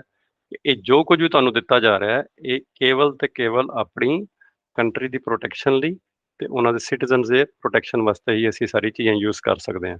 ਤੇ ਫਿਰ time to time, if I'm not wrong, time to time ਉਹਨਾਂ ਦੇ ਫਿਰ ਫਿਜ਼ੀਕਲ ਟੈਸਟ ਵੀ ਹੁੰਦੇ ਨੇ, ਉਹਨਾਂ ਦੀ ਜਿਹੜੀਆਂ ਹੋਰ ਟ੍ਰੇਨਿੰਗਸ ਵੀ ਹੁੰਦੀਆਂ ਨੇ, ਕਿਉਂਕਿ ਇਨਸਾਨ ਜਿਹੜਾ ਉਹ ਫਿਰ ਵੀ ਐਟ ਦੀ ਐਂਡ ਆਫ ਦਾ ਡੇ ਅਸੀਂ ਸਾਰੇ ਭੁੱਲਣਹਾਰ ਹਾਂ। ਹੋ ਸਕਦਾ ਸਾਡੇ ਜਿਹੜੇ ਦੂਜੀਆਂ ਚੀਜ਼ਾਂ ਸਾਨੂੰ ਇਨਫਲੂਐਂਸ ਕਰਦੇ ਨੇ ਤੇ ਉਹ ਉਹਨਾਂ ਇਨਫਲੂਐਂਸਿਸ 'ਚ ਅਸੀਂ ਕਿਧਰੇ ਆ ਤਾਂ ਨਹੀਂ ਰਹੇ, ਇਸ ਲਈ ਸਾਡੀ ਬਾਰ-ਬਾਰ ਜਿਹੜੀ ਟ੍ਰੇਨਿੰਗ ਵੀ ਹੋਏਗੀ, ਫਿਜ਼ੀਕਲ ਵੀ ਤੇ ਮੈਂਟਲ ਵੀ। ਹੁਣ ਜਦੋਂ ਇਦਾਂ ਦੇ ਬੜੇ ਸਾਰੇ ਇੰਡੀਵਿਜੂਅਲਸ ਤਿਆਰ ਹੋ ਜਾਂਦੇ ਨੇ, ਸੋ ਆਬਵੀਅਸਲੀ ਡਿਪਾਰਟਮੈਂਟ ਆਫ ਡਿਫੈਂਸ ਜਿਹੜਾ ਉਹ ਇੱਕ ਬੰਦੇ ਨੂੰ ਤਾਂ ਇੱਦਾਂ ਤਿਆਰ ਨਹੀਂ ਕਰ ਰਿਹਾ, so they start to prepare lot of those people. ਬੜੇ ਸਾਰੇ ਲੋਕਾਂ ਨੂੰ ਤਿਆਰ ਕਰਦੇ ਨੇ who all go through exactly same training. ਅਸੀਂ ਡਿਫੈਂਸ 'ਚ ਜਾ ਕੇ ਇਹ ਨਹੀਂ ਕਹਿ ਸਕਦੇ ਕਿ ਵੀ ਇਹ ਬੰਦੇ ਦੀ ਜ਼ਿਆਦਾ ਟ੍ਰੇਨਿੰਗ ਹੋਈ ਹੈ, ਇਹਦੀ ਘੱਟ ਹੋਈ ਹੈ, ਜਾਂ ਇਹਦੇ ਲਈ ਰੂਲਸ ਘੱਟ ਨੇ, ਉਹਦੇ ਲਈ ਰੂਲਸ ਵੱਧ ਨੇ, ਇਹਦੇ ਲਈ ਲਾਅ ਵੱਖਰਾ ਹੈਗਾ, ਉਹਦੇ ਲਈ ਲਾਅ ਵੱਖਰਾ ਹੈਗਾ। They are exactly the same set of people and they have been taught exactly the same set of values. ਸਾਰਿਆਂ ਦੇ ਉੱਤੇ ਆਰਮੀ ਦਾ ਫਿਰ ਇੱਕ ਸੇਮ ਰੂਲ ਲਾਗੂ ਹੁੰਦਾ। ਕੰਟਰੀ ਦਾ ਰੂਲ ਹੈਗਾ, but then still the army has it's on set of rules. ਜੇ ਉਹਨਾਂ ਰੂਲਸ ਦੀ ਵਾਇਲੇਸ਼ਨ ਉਹ ਕਰਦੇ ਨੇ ਤਾਂ ਵੀ ਉਹਨਾਂ ਦਾ ਕੋਰਟ ਮਾਰਸ਼ਲ ਹੋ ਸਕਦਾ। ਉਹ ਹੋ ਸਕਦਾ ਕੰਟਰੀ ਉਸ ਰੂਲ ਨੂੰ ਠੀਕ ਕਹਿ ਰਹੀ ਹੈ, ਗਲਤ ਕਹਿ ਰਹੀ ਹੈ, ਉਹ ਬਾਅਦ ਦੀ ਗੱਲ ਹੈ, but if they don't follow the principals of that particular ਜਿਹੜੀ ਡਿਵੀਜ਼ਨ ਦੇ ਵਿੱਚ ਹੈਗੇ ਨੇ ਜਾਂ ਇੱਕ ਰੈਜੀਮੈਂਟ ਦੇ ਵਿੱਚ ਹੈਗੇ ਨੇ, if they don't follow it then they do get the court martial, ਜਾਂ ਉਹਨਾਂ ਦੇ ਉੱਤੇ ਜਿਹੜਾ ਕੋਈ ਵੀ ਐਕਸ਼ਨ ਲਿਆ ਜਾ ਸਕਦਾ। ਸੋ ਉਹ ਜਿਹੜੇ ਗਰੁੱਪ ਆਫ ਪੀਪਲ ਹੁੰਦੇ ਨੇ, ਜਿਹੜੇ ਇਹ ਸਾਰੇ ਇੰਡੀਵਿਜੂਅਲਸ ਹੁੰਦੇ ਨੇ, ਦਿਸ is what we call as ਫੌਜ ਇਨ Punjabi. and all these things will relate when we start to come to the concept of Khalsa. ਸਾਰੀ ਚੀਜ਼ਾਂ ਰਿਲੇਟ ਹੋਣਗੀਆਂ ਵੀ ਅਸੀਂ ਕਿਉਂ ਡਿਸਕਸ ਕਰ ਰਹੇ ਹਾਂ ਸਾਰੀ ਚੀਜ਼ਾਂ, but it is just to show ਕਿ ਵੀ ਇੱਕ ਗਰੁੱਪ ਆਫ ਇੰਡੀਵਿਜੂਅਲਸ ਆਉਂਦੇ ਨੇ, ਉਹਨਾਂ ਦੀ ਇੱਕ ਸੈਟ ਆਫ ਟ੍ਰੇਨਿੰਗ ਹੁੰਦੀ ਹੈ, they all go through same rules, same acts, same laws, same physical training, and they all are then given the entry into the ਫੌਜ ਕਿ ਅੱਜ ਤੋਂ ਬਾਅਦ ਤੁਸੀਂ ਇਸ ਫੌਜ ਦਾ ਹਿੱਸਾ ਹੈਗੇ ਹੋ, ਔਰ ਤੁਸੀਂ ਸਾਰੇ ਜਿਹੜਾ ਇੱਕ ਕਾਮਨ ਪਰਪਸ ਵਾਸਤੇ ਕੰਮ ਕਰ ਰਹੇ ਹੋ। ਹਰ ਕਿਸੇ ਦਾ ਰੋਲ ਡਿਫਰੈਂਟ ਹੋ ਸਕਦਾ ਹੈ, ਕੋਈ ਜਿਹੜਾ ਗਰਾਊਂਡ ਦੇ ਉੱਤੇ ਸਰਵਿਸਿਜ਼ ਦਿੰਦਾ, ਕੋਈ ਏਅਰ ਤੇ ਦਿੰਦਾ, ਕੋਈ ਗਰਾਊਂਡ ਦੇ ਉੱਤੇ ਵੀ ਵੱਖਰੇ ਤਰੀਕੇ ਦੀ ਸਰਵਿਸਿਜ਼ ਦਿੰਦੇ ਨੇ, ਕਈ ਸਿਰਫ ਬੈਕ ਐਂਡ ਆਪਰੇਸ਼ਨ ਸੰਭਾਲਦੇ ਨੇ, ਕੋਈ ਸਿਰਫ ਟਰਾਂਸਪੋਰਟੇਸ਼ਨ ਦੀ ਸਰਵਿਸਿਜ਼ ਦਿੰਦੇ ਨੇ, ਔਰ ਕੋਈ ਜਿਹੜੇ ਨੇ ਫਰੰਟ ਐਂਡ ਦੇ ਉੱਤੇ ਜਾ ਕੇ ਜਿਹੜੀ ਉਹ ਕੰਟਰੀ ਨੂੰ ਡਿਫੈਂਡ ਕਰਦੇ ਨੇ। The roles may be different, but the rules they follow are exactly the same. Anyone has any questions, please ਉੱਥੇ ਪਾਈ ਚਲੋ ਜੀ please. ਹੁਣ ਅਸਲੀ ਸੋਲਜਰ ਹੈਗਾ, ਉਹ ਕੀ ਕਰਦਾ ਹੈ ਕਿ they will do anything to protect the country and its citizens. ਇੱਕ ਕੰਟਰੀ ਦੇ ਲਈ ਉਹਨਾਂ ਦਾ ਜਿਹੜਾ ਪਿਆਰ ਹੈਗਾ ਉਹ ਨਿਰਭਉ ਹੈ ਤੇ ਉਹ ਨਿਰਵੈਰ ਹੈ। ਇੱਕ ਕੰਟਰੀ ਲਈ ਉਹਨਾਂ ਦਾ ਪਿਆਰ ਉਸ ਕੰਟਰੀ ਲਈ, and again we'll try to explore this concept in a bit different way ਵੀ ਖਾਲਸਾ ਜਿਹੜਾ ਇਸ ਕਨਸੈਪਟ ਨੂੰ ਕਿੱਦਾਂ ਉਹ ਜਿਹੜਾ ਲਾਗੂ ਕਰ ਰਿਹਾ। ਪਰ ਇੱਕ ਫੌਜੀ ਵਾਸਤੇ, ਇੱਕ ਡਿਫੈਂਸ ਪਰਸਨ ਵਾਸਤੇ, ਇੱਕ ਕੰਟਰੀ ਦੇ ਲੈਵਲ ਤੱਕ ਦੇ ਆਰ ਨਿਰਭਉ ਐਂਡ ਦੇ ਆਰ ਨਿਰਵੈਰ। ਔਰ ਉਹਨਾਂ ਲਈ ਇਹ ਕੁਐਸਚਨ ਨਹੀਂ ਹੈਗਾ ਕਿ ਵੀ ਮੇਰੇ ਜਿਹੜੇ ਹਾਇਰ ਲੈਵਲਸ ਦੇ ਕਮਾਂਡਰਸ ਨੇ ਉਹਨਾਂ ਨੇ ਮੈਨੂੰ ਇਹ ਕਿਉਂ ਕਿਹਾ, ਦੇ just go and do the thing. ਉਹ ਨਿਰਭਉ ਹੋ ਕੇ, ਨਿਰਵੈਰ ਹੋ ਕੇ, ਉਹ ਹੀ ਨਹੀਂ ਦੇਖਦੇ ਕਿ ਜਿਹੜਾ ਮੇਰੇ ਸਾਹਮਣੇ ਬੰਦਾ ਪਿਆ ਮੇਰੀ ਕੰਟਰੀ ਦਾ, ਉਹ ਮੁਸਲਮਾਨ ਹੈ, ਉਹ ਕ੍ਰਿਸਚਨ ਹੈ, ਉਹ ਹਿੰਦੂ ਹੈ। Their job is to go and protect the people. There is no discrimination whatsoever. ਉਹ ਹਰ ਕਿਸੇ ਨੂੰ ਜਾ ਕੇ ਉਹਨੇ ਪਿਆਰ ਨਾਲ ਹੀ ਉੱਦਾਂ ਹੀ ਉਹਨਾਂ ਦੀ ਸੇਵਾ ਕਰਦੇ ਰਹਿਣਗੇ। ਸੋ ਇੱਕ ਸੋਲਜਰ ਜਿਹੜਾ ਇੱਕ ਕੰਟਰੀ ਦੇ ਪਰਸਪੈਕਟਿਵ ਤੋਂ, ਨੋ ਮੈਟਰ ਵਾਟ, ਉਹਨਾਂ ਨੂੰ ਕੁਝ ਵੀ ਕਰਨਾ ਪਏ, ਦੇ ਆਰ ਆਲਵੇਜ਼ ਨਿਰਭਉ ਐਂਡ ਦੇ ਆਰ ਆਲਵੇਜ਼ ਨਿਰਵੈਰ।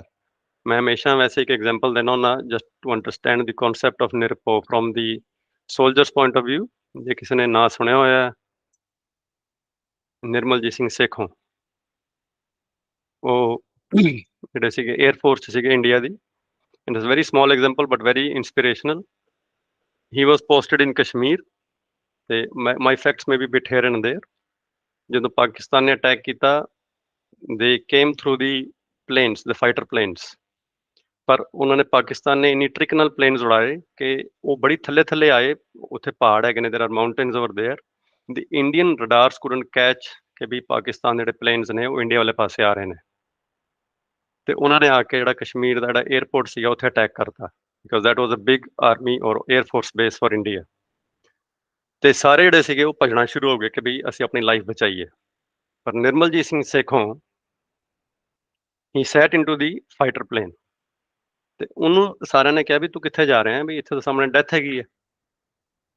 ਤੇ ਕਹਿੰਦਾ ਇਹ ਡੈਥ ਹੈਗੀ ਹੈ, ਤੇ ਇਸ ਲਈ ਤਾਂ ਕਹਿੰਦਾ ਮੈਂ ਪ੍ਰਿਪੇਅਰ ਹੋਇਆ ਸੀਗਾ ਪੂਰੀ life. This is what I was taught through the whole life. ਮੇਰੀ ਜਿਹੜੀ 에ਅਰਫੋਰਸ ਦੀ ਟ੍ਰੇਨਿੰਗ ਸੀਗੀ, it was to make me ਨਿਰਭੋ। ਜੇ ਮੈਂ ਹੁਣ ਪਿੱਛੇ ਹਟ ਗਿਆ ਤੇ ਉਹ ਟ੍ਰੇਨਿੰਗ ਦਾ ਕੀ ਫਾਇਦਾ ਰਿਹਾ ਫਿਰ। ਔਰ ਉਹ ਇਕੱਲੇ ਨੇ ਜਾ ਕੇ ਮੁਕਾਬਲਾ ਕੀਤਾ ਔਰ ਪੂਰਾ ਦੁਸ਼ਮਣ ਦਾ ਜਿਹੜਾ ਸੀ ਉਹਨਾਂ ਨੇ ਅਟੈਕ ਰੋਕਿਆ, ਐਂਡ ਹੀ ਫਾਈਨਲੀ ਗੋਟ ਦੀ ਪਰਮਵੀਰ ਚੱਕਰ। ਉਹ ਉਹਨਾਂ ਦੀ ਉਸ ਇੰਸੀਡੈਂਟ ਦੇ ਵਿੱਚ ਡੈਥ ਵੀ ਹੋ ਗਈ ਸੀ ਭਾਈ ਸਾਹਿਬ ਦੀ। But that's the concept that the soldier will follow no matter what. ਇਹ ਸਿਰਫ ਇੰਡੀਆ ਦੇ ਨਹੀਂ, ਸਿੱਖਾਂ ਦੇ ਨਹੀਂ, ਕਿਸੇ ਵੀ ਕੰਟਰੀ ਚਲੇ ਜਾਓਗੇ, ਪਿਛਲੀ ਕਿੰਨੀ ਸੈਂਚਰੀਜ਼ ਅਸੀਂ ਚਲੇ ਜਾਵਾਂਗੇ, this is how the soldier will fight for their country and to protect the people of their country. वो निरभौ भी होणगे, निर्वैर भी होणगे। दे विल नेवर केयर किहड़ा मेरा देश का बंदा वो हिंदू है, सिख है, मुसलमान है। They will care for them irrespective of their background. हुण एक कॉन्सैप्ट आ गया कि भी ये तां ਉਹ ਨੇ ਜਿਨ੍ਹਾਂ ਨੇ ਇਹਦੀ ਟ੍ਰੇਨਿੰਗ ਲਈ, and the ones who are always following the rules, ਜੋ ਵੀ ਉਹਨਾਂ ਦੀ ਡਿਫੈਂਸ ਦੇ ਰੂਲਸ ਨੇ, and they taken a proper training. And then you can also put your feedback there. I've just asked a question there anyway. What if someone is wearing the uniform but has never done the training and is not employed as a defense person? ਉਹ ਸਿਰਫ ਜਾ ਕੇ ਉੱਥੇ fraud ਕਰ ਰਿਹਾ ਕੋਈ ਬੰਦਾ, ਤੁਹਾਡੇ ਕੋਲ ਆ ਜਾਂਦਾ, he pretends or she pretends to be the defense person, but as a matter of fact ਉਹਨਾਂ ਨੇ ਕਦੀ ਉਹਦੀ ਟ੍ਰੇਨਿੰਗ ਨਹੀਂ ਕੀਤੀ, and they are not even employed by the defense। ਇੱਦਾਂ ਦੇ ਬੰਦਿਆਂ ਨੂੰ ਅਸੀਂ in Indian language we call them as 420। 420 means ਕਿ ਦੇ ਆਰ ਫਰਾਡ, ਉਹ ਝੂਠ ਬੋਲ ਰਹੇ ਨੇ। ਸਿੱਖੀ ਦੀ ਭਾਸ਼ਾ ਦੇ ਵਿੱਚ, ਗੁਰਬਾਣੀ ਦੀ ਭਾਸ਼ਾ ਦੇ ਵਿੱਚ ਅਸੀਂ ਇਹਨਾਂ ਨੂੰ ਭੇਖੀ ਕਹਿੰਦੇ ਹਾਂ। ਭੇਖੀ ਮੀਨਸ ਕਿ they have got the uniform, they have got the dress, but they have never gone through the training. ਉਹਨਾਂ ਨੂੰ ਉਹਨਾਂ ਨੇ ਜਿਹੜੀ ਗਵਰਨਮੈਂਟ ਹੈ ਉਹਨੇ ਹਾਇਰ ਵੀ ਨਹੀਂ ਕੀਤਾ ਹੋਇਆ। So in our language we call them ਭੇਖੀ, but if you look through the constitutional perspective ਉਹਨਾਂ ਨੂੰ ਅਸੀਂ ਫਰਾਡ ਕਹਿੰਦੇ ਹਾਂ, ਸਕੈਮਸਟਰਸ ਕਹਿ ਦਿੰਦੇ ਹਾਂ। And then there are provisions in every act ਕਿ ਵੀ ਉਹਨਾਂ ਨੂੰ ਕਿੱਦਾਂ ਟਰੀਟ ਕਰਨਾ ਹੈ। ਹਰ ਗਵਰਨਮੈਂਟ ਜਿਹੜੀ ਉਹਨਾਂ ਨੂੰ ਵੱਖਰੇ ਲੈਵਲ ਤੇ ਸਜ਼ਾ ਦੇਗੀ ਕਿ ਤੁਸੀਂ ਜਿਹੜਾ ਉਹ ਇੰਪਰਸਨੇਟ ਨਹੀਂ ਕਰ ਸਕਦੇ as a defence person, because it has got some serious implications. If any questions, this was the second phase of the presentation, ਜਿੱਥੇ ਅਸੀਂ ਕੋਸ਼ਿਸ਼ ਕੀਤੀ ਵੀ ਡਿਫੈਂਸ ਦੇ ਪਰਸਪੈਕਟਿਵ ਤੋਂ ਅਸੀਂ ਇੱਕ ਵਾਰੀ ਉਹਦਾ ਐਗਜ਼ਾਮਪਲ ਲੈ ਲਿਆ। Now we will come to the actual concept of Khalsa. ਵੀ ਇਹ ਸਾਰੀ whatever we have studied, we will try to join the dots. But if there is any question, ਜਾਂ ਵੀਰ ਜੀ ਤੁਸੀਂ ਕੋਈ ਵੀ ਗੱਲ ਹੋਰ ਕਲੀਅਰ ਕਰਨੀ ਹੋਏ ਪਲੀਜ਼। ਨਹੀਂ, ਆਲ ਗੁੱਡ ਜੀ। If there are no questions, ਮੈਨੂੰ ਲੱਗਦਾ ਕੰਟੀਨਿਊ ਕਰਦੇ ਹਾਂ ਜੀ ਅਸੀਂ।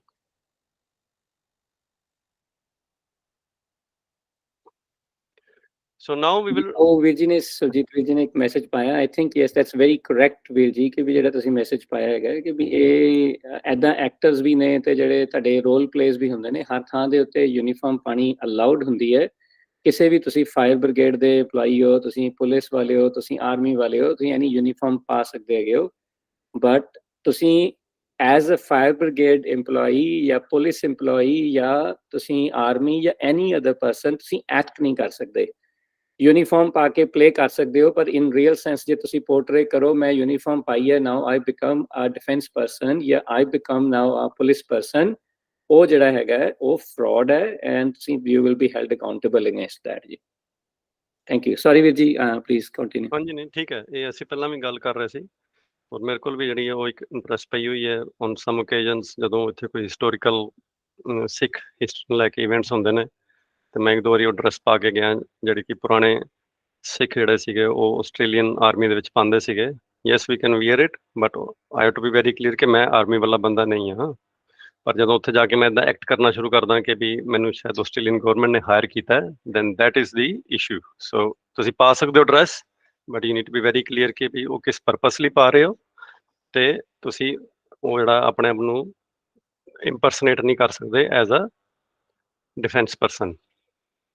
ਸੋ ਹੁਣ ਅਸੀਂ will try to come on to the actual concept or theme ਕਿ ਵੀ what was the journey of Khalsa, ਤੇ how it relates to the defense personnel and yet very different. It's very similar but yet very different.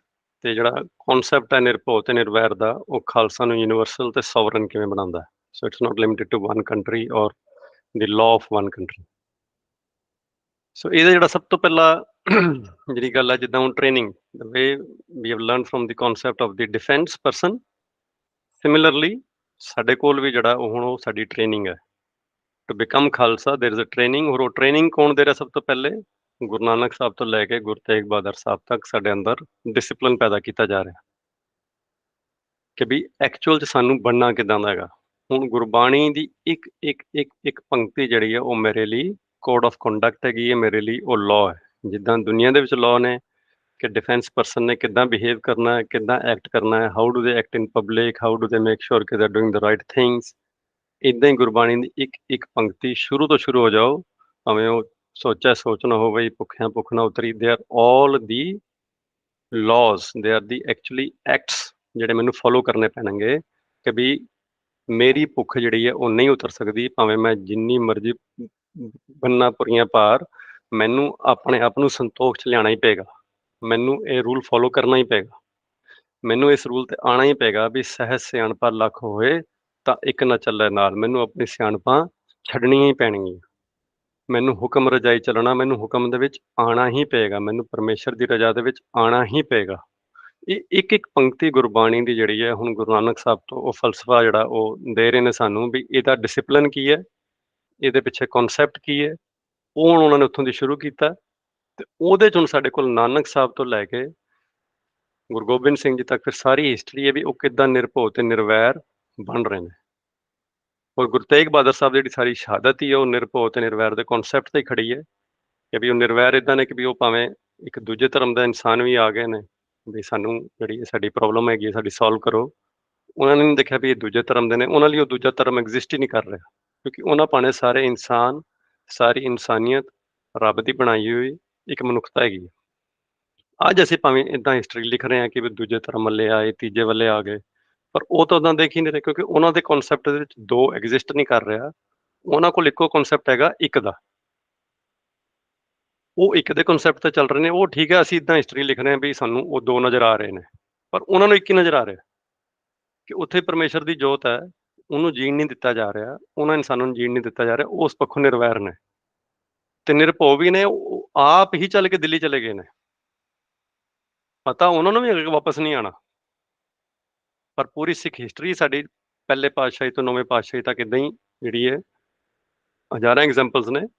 ਪਰ ਹੁਣ ਜਦੋਂ ਇਹ concept ਨੂੰ ਗੁਰੂ ਗੋਬਿੰਦ ਸਿੰਘ ਜੀ ਨੇ ਦੇਖਿਆ ਕਿ ਹੁਣ ਸਾਡੇ ਕੋਲ ਭਾਵੇਂ ਗੁਰੂ ਨਾਨਕ ਸਾਹਿਬ ਨੇ ਉਦਾਸੀਆਂ ਕੀਤੀਆਂ ਨੇ, ਉਹ 4 ਡਿਫਰੈਂਟ ਡਾਇਰੈਕਸ਼ਨਸ ਗਏ ਨੇ, ਉਹ ਕਿੱਥੇ ਕਿੱਥੇ ਤੱਕ ਪ੍ਰਚਾਰ ਹੋ ਗਿਆ, ਹੁਣ ਕਿੱਥੇ ਕਿੱਥੇ ਤੱਕ ਉਹ ਪੰਚਮ ਪਾਤਸ਼ਾਹ ਵੀ ਗਏ ਨੇ, ਗੁਰੂ ਤੇਗ ਬਹਾਦਰ ਸਾਹਿਬ ਵੀ ਗਏ ਨੇ। ਸੋ ਹੀ ਇਜ਼ ਵੈਰੀ ਕੌਨਫੀਡੈਂਟ ਨਾਓ ਕਿ ਇਹ ਜਿਹੜਾ ਮਤ ਹੈ, ਇਹ ਜਿਹੜਾ ਡਿਸਿਪਲਿਨ ਹੈ, ਇਹ ਜਿਹੜੀ ਟੀਚਿੰਗਸ ਨੇ, ਇਹ ਬੜੀ ਦੂਰ ਤੱਕ ਜਾ ਚੁੱਕੀਆਂ ਨੇ। ਤੇ ਹੁਣ ਅਸੀਂ ਇੱਦਾਂ ਦਾ ਇੱਕ ਕਨਸੈਪਟ ਜਿਹੜਾ ਇਹਨੂੰ, ਇਹ ਮਨ ਦੇ ਤੌਰ ਤੇ ਤਾਂ ਹੈਗਾ, ਪਰ ਇਹਨੂੰ ਅਸੀਂ ਫਿਜ਼ੀਕਲ ਤੌਰ ਤੇ ਵੀ ਇਹਨੂੰ ਫਾਰਮਲਾਈਜ਼ ਕਰ ਸਕਦੇ ਹਾਂ। ਤੇ ਉਹਦੇ ਲਈ ਗੁਰੂ ਸਾਹਿਬ ਨੇ ਜਿਹੜਾ ਉਹ ਕਾਲ ਕੀਤੀ ਕਿ let's all meet at Anandpur Sahib on the day of Vaisakhi, ਜਿਹੜੀ ਅੱਜ ਅਸੀਂ ਵਿਸਾਖੀ ਮਨਾ ਰਹੇ ਹਾਂ 1699 ਦੀ। ਕਿਉਂਕਿ ਹੁਣ ਉਹ ਜਿਹੜੀ ਗੱਲ ਅੰਦਰ ਹੈ, ਹੁਣ ਕੋਈ ਵੀ ਪ੍ਰੋਡਕਟ ਹੈਗਾ, we need to start to give it a logo. ਮੈਂ ਇਦਾਂ ਗਲਾਸ ਦੇ ਵਿੱਚ ਕੋਕ ਪਾ ਕੇ ਰੱਖਦੇ, ਕਿਸੇ ਨੂੰ ਨਹੀਂ ਪਤਾ ਕੋਕ ਹੈਗੀ ਹੈ। ਹੁਣ ਭਾਵੇਂ ਉਹ ਚਲੋ ਮੈਂ ਆਈ ਅੰਡਰਸਟੈਂਡ ਕਿ ਅਨਹੈਲਦੀ ਚੀਜ਼ ਹੈ, ਪਰ ਚਲੋ ਮੈਨੂੰ ਪਤਾ ਵੀ ਉਹ ਸਵਾਦ ਹੈਗੀ ਹੈ, ਉਹਨੂੰ ਪੀ ਕੇ ਮੈਨੂੰ ਇੱਕ ਖਾਸ ਤਰੀਕੇ ਦੀ ਡਿਸਸੈਟਿਸਫੈਕਸ਼ਨ ਮਿਲਦੀ ਹੈ। ਪਰ ਜਦ ਤੱਕ ਉਸ ਦਾ ਲੋਗੋ ਨਹੀਂ ਲੱਗਿਆ, ਆਈ ਡੋਂਟ ਨੋ ਕਿ ਇਹਦੇ ਵਿੱਚ ਜਿਹੜੀ ਹੈ ਉਹ ਕੋਕ ਹੈ। ਸੋ ਹੁਣ ਜਿਹੜਾ ਉਹਦੀ ਫਾਰਮਲਾਈਜੇਸ਼ਨ ਦਾ ਪ੍ਰੋਸੈਸ ਆ ਗਿਆ, ਕਿਉਂਕਿ ਪ੍ਰੋਡਕਟ ਜਿਹੜਾ ਉਹ ਪਹਿਲੇ ਪਾਤਸ਼ਾਹ ਤੋਂ ਨੌਵੇਂ ਪਾਤਸ਼ਾਹ ਤੱਕ ਜਿਹੜੀ ਗੱਲ ਹੈ ਉਹ ਸਾਰੀ ਗੁਣਾਂ ਦੀ ਹੈ ਕਿ ਗੁਣ ਡਿਵੈਲਪ ਹੋ ਰਹੇ ਨੇ। ਹੁਣ ਉਹ ਗੁਣ ਕਿੱਦਾਂ ਦੇ ਡਿਵੈਲਪ ਹੋ ਰਹੇ ਨੇ, ਮਹਿਲਾ ਪਹਿਲਾਂ ਸਾਨੂੰ ਦੱਸ ਰਹੇ ਨੇ ਵੀ ਤੈਂ ਸਾਹਿਬ ਕੀ ਬਾਤ ਜੇ ਆਖੈ ਕੋਹ ਨਾਨਕ ਕਹਿ ਦੀਜੈ, ਸੀਸ ਵਡੇ ਕਰ ਬੈਸਣ ਦੀਜੈ, ਵਿਣ ਸਿਰ ਸੇਵ ਕਰੀਜੈ। ਹੁਣ ਪਹਿਲੇ ਪਾਤਸ਼ਾਹ ਜਿਹੜੇ ਨੇ ਉਹ ਇੱਕ ਐਸੇ ਕਨਸੈਪਟ ਦੀ ਸ਼ੁਰੂਆਤ ਕਰ ਰਹੇ ਨੇ ਕਿ ਇੱਥੇ ਵੀ ਸੀਸ ਵੜਿਆ ਜਾਏਗਾ, ਪਰ ਇੱਥੇ ਸੀਸ ਦੇ ਸੱਸੇ ਨੂੰ ਔਂਕੜ ਪਈ ਹੈ, ਵਿਚ ਮੇਕਸ ਇਟ ਮੈਟਾਫਿਜ਼ੀਕਲ ਕਿ ਈਗੋ ਵਾਲਾ ਸਿਰ ਜਿਹੜਾ ਮੇਰੇ ਅੰਦਰ ਰਾਵਣ ਬੈਠਾ ਹੈ 10 ਸਿਰ ਵਾਲਾ, ਉਹ ਮੈਨੂੰ ਆਪਣਾ ਹੋਮੇ ਵਾਲਾ ਸਿਰ ਛੱਡਣਾ ਹੈ। ਕਿਉਂਕਿ ਜਦੋਂ ਛੱਡਾਂਗਾ ਨਾ ਤਾਂ ਹੀ ਸੇਵਾ ਹੋਏਗੀ। ਮੈਨੂੰ ਸਿਰ ਸੇਵ ਕਰੀ ਜਾ, ਈਗੋ ਦੇ ਵਿੱਚ ਆ ਕੇ ਸੇਵਾ ਹੀ ਨਹੀਂ ਹੋ ਸਕਦੀ। ਪਰ ਦਸਮ ਪਾਤਸ਼ਾਹ ਬੜੇ ਕੌਨਫੀਡੈਂਟ ਨੇ ਕਿ ਇੱਦਾਂ ਦੇ ਹੁਣ ਇੱਥੇ ਆ ਗਏ ਨੇ ਜਿਨ੍ਹਾਂ ਨੂੰ ਮੈਂ ਡਿਮਾਂਡ ਕਰਾਂਗਾ ਸੀਸ ਦੀ, ਦੇ ਵਿਲ ਅੰਡਰਸਟੈਂਡ ਕਿ ਈਗੋ ਛੱਡਣ ਵਾਲੀ ਗੱਲ ਹੈ। ਇੱਦਾਂ ਦੇ ਸਾਡੇ ਕੋਲ ਸਿੰਘ ਤਿਆਰ ਹੋ ਚੁੱਕੇ ਨੇ, ਖਾਲਸਾ ਤਿਆਰ ਹੈ, ਜੇ ਤੋਂ ਮੈਂ ਸੀਸ ਮੰਗਾਂਗਾ they will understand and they would have already practised that in their life. ਤੇ ਉਹ ਆ ਜਾਣਗੇ ਕਿਉਂਕਿ ਉਹਨਾਂ ਨੇ ਆਪਣੇ ਜੀਵਨ 'ਚ ਵੈਸੀ ਈਗੋ ਛੱਡੀ ਹੋਏਗੀ। ਉਹਨਾਂ ਦਾ ਜਿਹੜਾ ਇਹ ਸਰੀਰ ਨਾਲ ਜਿਹੜਾ ਪ੍ਰੇਮ ਹੈ ਉਹ ਖਤਮ ਹੋ ਚੁੱਕਾ ਹੋਏਗਾ। ਸੋ ਉਹਨਾਂ ਸਾਰਿਆਂ ਨੂੰ ਪੂਰੀ ਜਿਹੜਾ ਹਿੰਦੁਸਤਾਨ ਦੇ ਵਿੱਚ ਹੈ, ਜਿਹੜਾ ਉਸ ਟਾਈਮ ਦਾ ਇੰਡੀਆ ਤਾਂ ਕਾਫੀ ਵੱਡਾ ਸੀਗਾ, ਜਾਂ ਜਿੱਥੇ ਤੱਕ ਵੀ ਕਾਲ ਗਈ, ਹੁਣ ਇਹਦੇ ਕੋਲ ਇਹਦੇ ਲਈ ਮਤਲਬ ਮੈਂ I'm not an expert in history, ਪਰ ਉਹ ਕਿੱਦਾਂ ਕਾਲ ਗਈ, ਕਿੱਦਾਂ ਇਨਵੀਟੇਸ਼ਨ ਗਏ, ਇਹ ਤਾਂ ਮੈਨੂੰ ਨਹੀਂ ਪਤਾ। ਪਰ ਓਬਵੀਅਸਲੀ ਉਸ ਟਾਈਮ ਦੇ ਉੱਤੇ ਬੜੀ ਬੜੀ ਦੂਰੋਂ ਜਿਹੜੇ ਨੇ ਸੰਗਤਾਂ ਆਈਆਂ ਨੇ। ਹੁਣ ਜਿੱਦਾਂ ਮੈਨੂੰ ਲੱਗਦਾ ਵੀ ਉਹ ਉੱਥੇ ਜਿਹੜਾ ਉਹ ਈਵਨ ਡਿਫਰੈਂਟ ਰਿਲੀਜਨਸ ਤੋਂ, ਡਿਫਰੈਂਟ ਬੈਕਗਰਾਉਂਡਸ ਤੋਂ ਵੀ ਜਿਹੜੇ ਨੇ ਉਹ ਸਾਰੇ ਲੋਕੀ ਆਏ ਨੇ। ਇਹ ਨਹੀਂ ਕਿ ਜਿਹੜੇ ਸਿੱਖ ਨੇ ਉਹੀ ਆਏ ਨੇ। I think there is a broad variety of people who have come. ਤੇ ਉਹ ਹੁਣ ਇਹ ਦੇਖਣਾ ਚਾਹ ਰਹੇ ਨੇ ਕਿ ਬਈ ਗੁਰੂ ਸਾਹਿਬ ਜਿਹੜਾ ਉਹ ਕਿਸ ਲਈ ਕਾਲ ਆਈ ਹੈ ਸਾਨੂੰ, and what is the concept behind it. ਪਰ ਜਿਹੜਾ ਗੁਰੂ ਸਾਹਿਬ ਦਾ ਕਨਸੈਪਟ ਹੈ, I think that is what is starting from the ਮਹਿਲਾ ਪਹਿਲਾ ਵੀ ਸੀਸ ਬੜੇ ਕਰ ਬੈਸਣ ਦੀਜੈ, ਵਿਣ ਸਿਰ ਸੇਵ ਕਰੀ ਜਾ। ਉਹ ਜਿਹੜੀ ਈਗੋ ਛੱਡਣ ਦਾ ਕਨਸੈਪਟ ਸੀਗਾ, that is now what is going to be practically demonstrated. ਤੇ ਇਹਦੇ ਚ ਪਰਸਨਲੀ ਮੈਨੂੰ ਹਮੇਸ਼ਾ ਲੱਗਦਾ ਵੀ ਇਹ ਜਿਹੜੀ ਸਿਰਫ ਕੇਵਲ ਸਿਰ ਦੇਣ ਵਾਲੀ ਗੱਲ ਸੀ, ਫਿਜ਼ੀਕਲ ਸਿਰ ਦੇਣ ਵਾਲੀ, ਇਹ ਤਾਂ ਜੰਗਾਂ ਜੁੱਦਾਂ ਬੜੇ ਚਿਰ ਤੋਂ ਹੀ ਹੁੰਦੀਆਂ ਆ ਰਹੀਆਂ ਸੀ, ਤੇ ਬੜੇ ਬੜੇ ਬਰੇਵ ਸੀਗੇ ਜਿਹੜੇ ਕਿ ਦੇਸ਼ ਦੇ ਖਾਤਰ ਜਾਂ ਇੱਕ ਕਨਸੈਪਟ ਦੇ ਖਾਤਰ, ਜਿਹੜਾ ਇੱਕ ਮਟੀਰੀਅਲਿਸਟਿਕ ਕਨਸੈਪਟ ਹੁੰਦਾ ਸੀ, ਉਹਨੂੰ ਅਚੀਵ ਕਰਨ ਲਈ ਬੜੀ ਬੜੀ ਫੌਜਾਂ, ਬੜੇ ਬੜੇ ਬਹਾਦਰ ਬੰਦੇ ਉਹ ਫਿਜ਼ੀਕਲ ਸੀਸ ਦੇ ਹੀ ਦਿੰਦੇ ਸੀਗੇ। ਕੋਈ ਜੰਗ ਦਾ ਕਨਸੈਪਟ 500 ਸਾਲ ਪੁਰਾਣਾ ਨਹੀਂ, ਇਹ ਤਾਂ ਹਜ਼ਾਰਾਂ ਸਾਲ ਪੁਰਾਣਾ। ਪਰ ਜੋ ਨਹੀਂ ਦੇ ਪਾ ਰਿਹਾ ਸੀ ਨਾ ਕੋਈ, ਉਹ ਸੀਗਾ ਈਗੋ ਵਾਲਾ ਸਿਰ। ਇਹ ਗੱਲ ਜਿਹੜੀ ਸੀ ਹੁਣ ਸਿੱਖੀ ਦੇ ਘਰ 'ਚ ਆਈ ਵੀ ਇੱਥੇ ਹੁਣ ਇਹ ਵਾਲਾ ਸਿਰ ਵੀ ਦੇਣਾ ਪਏਗਾ, ਔਰ ਇਹਦੀ ਜਿਹੜੀ ਫਾਰਮਲਾਈਜੇਸ਼ਨ ਹੈ, ਇਹਦੇ ਲਈ ਗੁਰੂ ਗੋਬਿੰਦ ਸਿੰਘ ਜੀ ਨੇ ਇੱਥੇ ਇਕੱਠ ਕੀਤਾ। ਤੇ ਸਾਡੇ ਕੋਲ ਜਿਹੜੇ ਸੀ 5 ਪਿਆਰੇ ਜਿਹੜੇ ਨੇ ਉਹ ਨਿੱਤਰ ਕੇ ਆਏ, ਜਿਨ੍ਹਾਂ ਨੇ ਆਪਣਾ ਈਗੋ ਵਾਲਾ ਜਿਹੜਾ ਸਿਰ ਸੀਗਾ ਉਹ ਦਿੱਤਾ। ਜੋ ਗੁਰ ਕਹੈ ਸੋਈ ਭਲ ਮਾਨੋ। ਉਹਨਾਂ ਨੇ ਜੋ ਗੁਰੂ ਸਾਹਿਬ ਕਹਿ ਰਹੇ ਨੇ ਉਹਨੂੰ ਭਲਾ ਕਰਕੇ ਮੰਨ ਲਿਆ। ਤੇ ਉਹ 5 ਜਿਹੜੇ ਨੇ ਜਿਨ੍ਹਾਂ ਨੂੰ ਅੱਜ ਅਸੀਂ 5 ਪਿਆਰੇ ਦੇ ਰੂਪ 'ਚ ਯਾਦ ਕਰਦੇ ਹਾਂ। ਔਰ ਕਿਉਂਕਿ ਇਹਨਾਂ ਦੀ ਅਸੀਂ ਅਗਰ ਡਾਇਵਰਸਿਟੀ ਦੇਖੀਏ, ਇਹ ਹਿੰਦੁਸਤਾਨ 'ਚੋਂ ਜਾਂ ਅੱਜ ਕੁਝ ਜਿਹੜੇ ਜ਼ਿਲ੍ਹੇ ਨੇ ਉਹ ਪਾਕਿਸਤਾਨ 'ਚ ਨੇ, ਉਹ ਕਿੱਥੋਂ ਕਿੱਥੋਂ ਆ ਰਹੇ ਨੇ। ਦੈਟ ਮੇਕਸ ਮੀ ਬਿਲੀਵ ਕਿ ਵੀ ਇਹ ਜਿਹੜਾ ਕਨਸੈਪਟ ਸੀਗਾ ਉਸ ਵੇਲੇ ਹਿੰਦੁਸਤਾਨ ਦੇ ਕਾਫੀ ਹਿੱਸਿਆਂ ਤੱਕ ਥਰੂ ਗੁਰੂ ਨਾਨਕ ਸਾਹਿਬ ਦੀ ਉਦਾਸੀ ਜਾਂ ਨੌਵੇਂ ਪਾਤਸ਼ਾਹ ਨੇ ਜਿੰਨਾ ਟਰੈਵਲ ਕੀਤਾ, ਉਹਦੇ ਥਰੂ ਇਹ ਕਾਫੀ ਦੂਰ ਤੱਕ ਕਨਸੈਪਟ ਜਾ ਚੁੱਕਾ ਸੀ। ਔਰ ਕਿਸੇ ਨਾ ਕਿਸੇ ਤਰੀਕੇ ਹੋ ਸਕਦਾ ਹੈ ਵੀ ਸਭ ਗੁਰੂ ਸਾਹਿਬਾਨਾਂ ਦਾ ਜਾਂ ਕੁਝ ਗੁਰੂ ਸਾਹਿਬਾਨਾਂ ਦਾ ਇਹਨਾਂ ਏਰੀਆ ਦੇ ਵਿੱਚ ਕੰਟੈਕਟ ਵੀ ਸੀਗਾ, ਭਾਵੇਂ ਹੁਕਮਨਾਮਿਆਂ ਦੇ ਰਾਹੀਂ ਸੀਗਾ ਜਾਂ ਕੁਝ ਹੋਰ ਤਰੀਕਿਆਂ ਨਾਲ ਸਿੰਘ ਉੱਥੋਂ ਮਿਲਣ ਆਉਂਦੇ ਸੀ ਗੁਰੂ ਸਾਹਿਬ ਨੂੰ, whatever way it may be. ਪਰ ਕੁਝ ਨਾ ਕੁਝ ਕਨੈਕਸ਼ਨ ਜ਼ਰੂਰ ਸੀ, ਤਾਂ ਹੀ ਜਿਹੜਾ ਉਹ ਕਰਨਾਟਕਾ ਤੋਂ, ਉੜੀਸਾ ਤੋਂ, ਗੁਜਰਾਤ ਤੋਂ ਇੰਨੀ ਦੂਰੋਂ ਜਿਹੜੇ ਨੇ 5 ਪਿਆਰੇ ਆ ਰਹੇ ਨੇ। ਇਟ ਜਸਟ ਸ਼ੋਜ਼ ਕਿ ਵੀ ਕਿਧਰੇ ਨਾ ਕਿਧਰੇ ਉਹ ਕਨੈਕਸ਼ਨ ਇਸਟੈਬਲਿਸ਼ ਸੀਗਾ। ਉਹਨਾਂ ਨੂੰ ਇਨਵੀਟੇਸ਼ਨ ਵੀ ਗਏ ਨੇ, ਬਟ ਸਿਰਫ ਇਨਵੀਟੇਸ਼ਨ ਗਏ ਨੇ ਤੇ ਇਹਦਾ ਮਤਲਬ ਇਹ ਵੀ ਹੈਗਾ ਕਿ ਉਹ ਕਿਧਰੇ ਨਾ ਕਿਧਰੇ ਇਸ ਫਿਲਾਸਫੀ ਨਾਲ ਜੁੜੇ ਹੋਏ ਨੇ। ਜੇ ਅਗਰ ਮੈਂ ਇਹਨੂੰ ਅੱਜ ਦੀ ਕਨਸੈਪਟ 'ਚ ਲੈ ਲਵਾਂ, ਤੇ ਜੇ ਅਗਰ ਮੈਂ ਲੋਕਲ ਗੁਰਦੁਆਰਾ ਸਾਹਿਬ 'ਚ ਜਾਂਦਾ ਹੀ ਨਹੀਂ ਜਾਂ ਮੈਂ ਕਿਸੇ ਸੰਸਥਾ ਨਾਲ ਜੁੜਿਆ ਹੀ ਨਹੀਂ ਹੋਇਆ, ਤੇ ਉਹਨਾਂ ਨੇ ਕੋਈ ਇਵੈਂਟ ਕਰਨਾ, then I won't get the invitation. ਇਹਦਾ ਮਤਲਬ ਅਗਰ ਇਨਵੀਟੇਸ਼ਨ ਜਾ ਰਿਹਾ ਹੈ ਤੇ ਇਹਦਾ ਮਤਲਬ ਕਿਧਰੇ ਨਾ ਕਿਧਰੇ this is how I feel ਵੀ ਉਹ ਕਨੈਕਟਡ ਨੇ, ਤਾਂ ਹੀ ਕਰਕੇ ਉਹਨਾਂ ਕੋਲ ਇਹ ਸਾਰੇ ਕਨਸੈਪਟ ਦੀ ਪਹਿਲੇ ਸਮਝ ਵੀ ਹੈ। ਤੇ ਇੱਦਾਂ ਨਹੀਂ ਵੀ ਉੱਥੇ ਆਏ ਤੇ ਅਚਾਨਕ ਹੀ ਉਹਨਾਂ ਨੂੰ ਇਹ ਸਾਰੀ ਗੱਲ ਜਿਹੜੀ ਸਮਝ ਆ ਗਈ ਤੇ ਉਹਨਾਂ ਨੇ ਆਪਣਾ ਈਗੋ ਵਾਲਾ ਸਿਰ ਦੇ ਦਿੱਤਾ। ਜਾਂ ਉਹ ਸੀਸ, ਜਦੋਂ ਗੁਰੂ ਗੋਬਿੰਦ ਸਿੰਘ ਜੀ ਨੇ ਮੰਗਿਆ ਸੀਸ, ਤੇ ਉਹ ਖੜੇ ਹੋ ਕੇ ਕਿਸੇ ਆਪਣਾ ਸੀਸ ਦੇਣ ਨੂੰ ਤਿਆਰ ਹਾਂ। ਕਿਧਰੇ ਨਾ ਕਿਧਰੇ ਉਹ ਸਾਰੇ ਫਲਸਫੇ ਨੂੰ ਆਪਣੇ ਜੀਵਨ 'ਚ ਢਾਲ ਚੁੱਕੇ ਨੇ ਪਹਿਲਾਂ। ਕਿਧਰੇ ਨਾ ਕਿਧਰੇ ਉਹਨੂੰ ਸਾਰੀ ਗੱਲ ਦੀ ਸਮਝ ਵੀ ਗੁਰਬਾਣੀ ਕੀ ਕਹਿ ਰਹੀ ਹੈ। ਤੇ ਉਹਨਾਂ ਦਾ ਇਸ ਫਿਜ਼ੀਕਲ ਸਰੀਰ ਦੇ ਨਾਲ ਜਿਹੜਾ ਪ੍ਰੇਮ ਸੀਗਾ, ਮੋਹ ਸੀਗਾ, ਉਹ ਨਹੀਂ ਸੀਗਾ। ਐਂਡ ਦੇ ਵਰ happy to sacrifice even the physical body. ਉਹਨਾਂ ਨੂੰ ਉਹਦੇ ਨਾਲ ਕੋਈ ਪ੍ਰੋਬਲਮ ਨਹੀਂ ਸੀਗੀ। ਸੋ ਇਹ ਜਿਹੜਾ ਅਗਰ ਅਸੀਂ ਇਹਨੂੰ ਸਿਰਫ ਇੰਡੀਆ ਦੇ ਮੈਪ ਦੇ ਉੱਤੇ ਅੱਜ ਨੂੰ ਅਸੀਂ ਇਹਨੂੰ ਜਿਹੜਾ ਉਹ ਸਾਰਾ ਟੈਗ ਕਰੀਏ, ਤੇ I think it will create a very interesting picture ਕਿ how they were all coming from very diverse backgrounds. ਬੜੀ ਡਿਫਰੈਂਟ ਪ੍ਰੋਫੈਸ਼ਨਸ ਚੋਂ, ਬੜੀ ਡਿਫਰੈਂਟ ਕਾਸਟ ਸਿਸਟਮ ਚੋਂ, ਔਰ ਬੜੇ ਡਿਫਰੈਂਟ ਜੀਓਗ੍ਰਾਫਿਕਲ ਲੋਕੇਸ਼ਨਸ ਚੋਂ ਆ ਰਹੇ ਨੇ।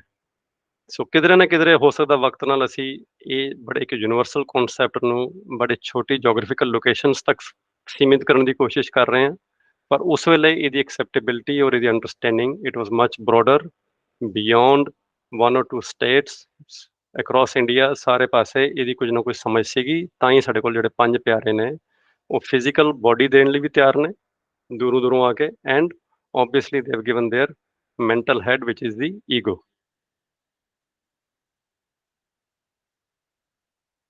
ਹੁਣ ਜਿਹੜੇ ਸੀਗੇ, ਕਿਉਂਕਿ ਹੁਣ ਗੱਲ ਆ ਗਈ ਕਿ ਹੁਣ ਇਹਦੀ ਫਾਰਮਲਾਈਜੇਸ਼ਨ ਹੋਈ ਤੇ ਗੁਰੂ ਸਾਹਿਬ ਨੇ ਇਹਨਾਂ ਨੂੰ 5 ਕਕਾਰ ਦਿੱਤੇ, ਜਿਹੜੇ ਕਿ ਮੈਂ ਸਮਝਦਾ ਹਰ ਕਿਸੇ ਦਾ ਵੱਖਰਾ ਤਰੀਕਾ ਨੂੰ ਐਕਸਪਲੇਨ ਕਰਨ ਦਾ, ਵੀ ਇਹ ਗਿਫਟ ਦਿੱਤੇ 5 ਕਕਾਰ ਖਾਲਸੇ ਨੂੰ, ਜਿਨ੍ਹਾਂ ਨੇ ਪ੍ਰੇਮ ਭਗਤੀ ਜਾਣ ਲਈ, ਜਿਨ੍ਹਾਂ ਦੇ ਫਿਜ਼ੀਕਲੀ ਮੈਂ ਦੇਖ ਕੇ ਸਮਝ ਸਕਦਾ ਵੀ ਹਾਂ ਵੀ ਇਹਨਾਂ ਦੇ ਅੰਦਰ ਪ੍ਰੇਮ ਹੈ। ਹੁਣ ਇਹ ਲੋਗੋ ਮਿਲ ਗਿਆ, ਜਿੱਦਾਂ ਆਪਾਂ ਕੋਕ ਦੀ ਗੱਲ ਕੀਤੀ, ਮੈਂ ਕੋਕ ਨੂੰ ਵੈਸੇ ਗਲਾਸ ਪਾ ਕੇ ਰੱਖਦਾ, ਤੁਹਾਨੂੰ ਨਹੀਂ ਪਤਾ ਲੱਗੇਗਾ ਪੈਪਸੀ ਹੈ ਜਾਂ ਕੋਕ ਹੈ ਜਾਂ ਕੋਈ ਹੋਰ ਕਾਲਾ ਪਾਣੀ ਹੈ ਜਾਂ ਚਾਹ ਪੱਤੀ ਵਾਲਾ ਪਾਣੀ ਉਬਾਲਿਆ ਹੋਇਆ, but the moment you C the bottle of Coke you know what to expect. This is what I can use as a best example to explain ਕਿ ਵੀ ਇਹ ਜਿਹੜੀ ਹੈ ਹੁਣ ਫਾਰਮਲਾਈਜੇਸ਼ਨ ਹੋ ਰਹੀ ਹੈ, ਉਹਨਾਂ ਨੂੰ 5 ਕਕਾਰ ਦਿੱਤੇ ਜਾ ਰਹੇ ਨੇ ਵੀ ਜਿਨ੍ਹਾਂ ਨੇ ਪ੍ਰੇਮਾ ਭਗਤੀ ਜਾਣ ਲਈ, ਜਿਹੜੇ ਨਿਰਭਉ ਹੋ ਗਏ, ਜਿਹੜੇ ਨਿਰਵੈਰ ਹੋ ਗਏ, ਜਿਹੜੇ ਸੋਵਰਨ ਹੋ ਗਏ, ਜਿਹੜੇ ਯੂਨੀਵਰਸਲ ਹੋ ਗਏ ਆਪਣੀ ਥਾਟ ਦੇ ਵਿੱਚ, ਉਹਨਾਂ ਨੂੰ ਫਿਰ ਇਹ 5 ਕਕਾਰ ਦਿੱਤੇ ਜਾ ਰਹੇ ਨੇ। And will try to go through the concept of each kakar from the Gurbani's point of view.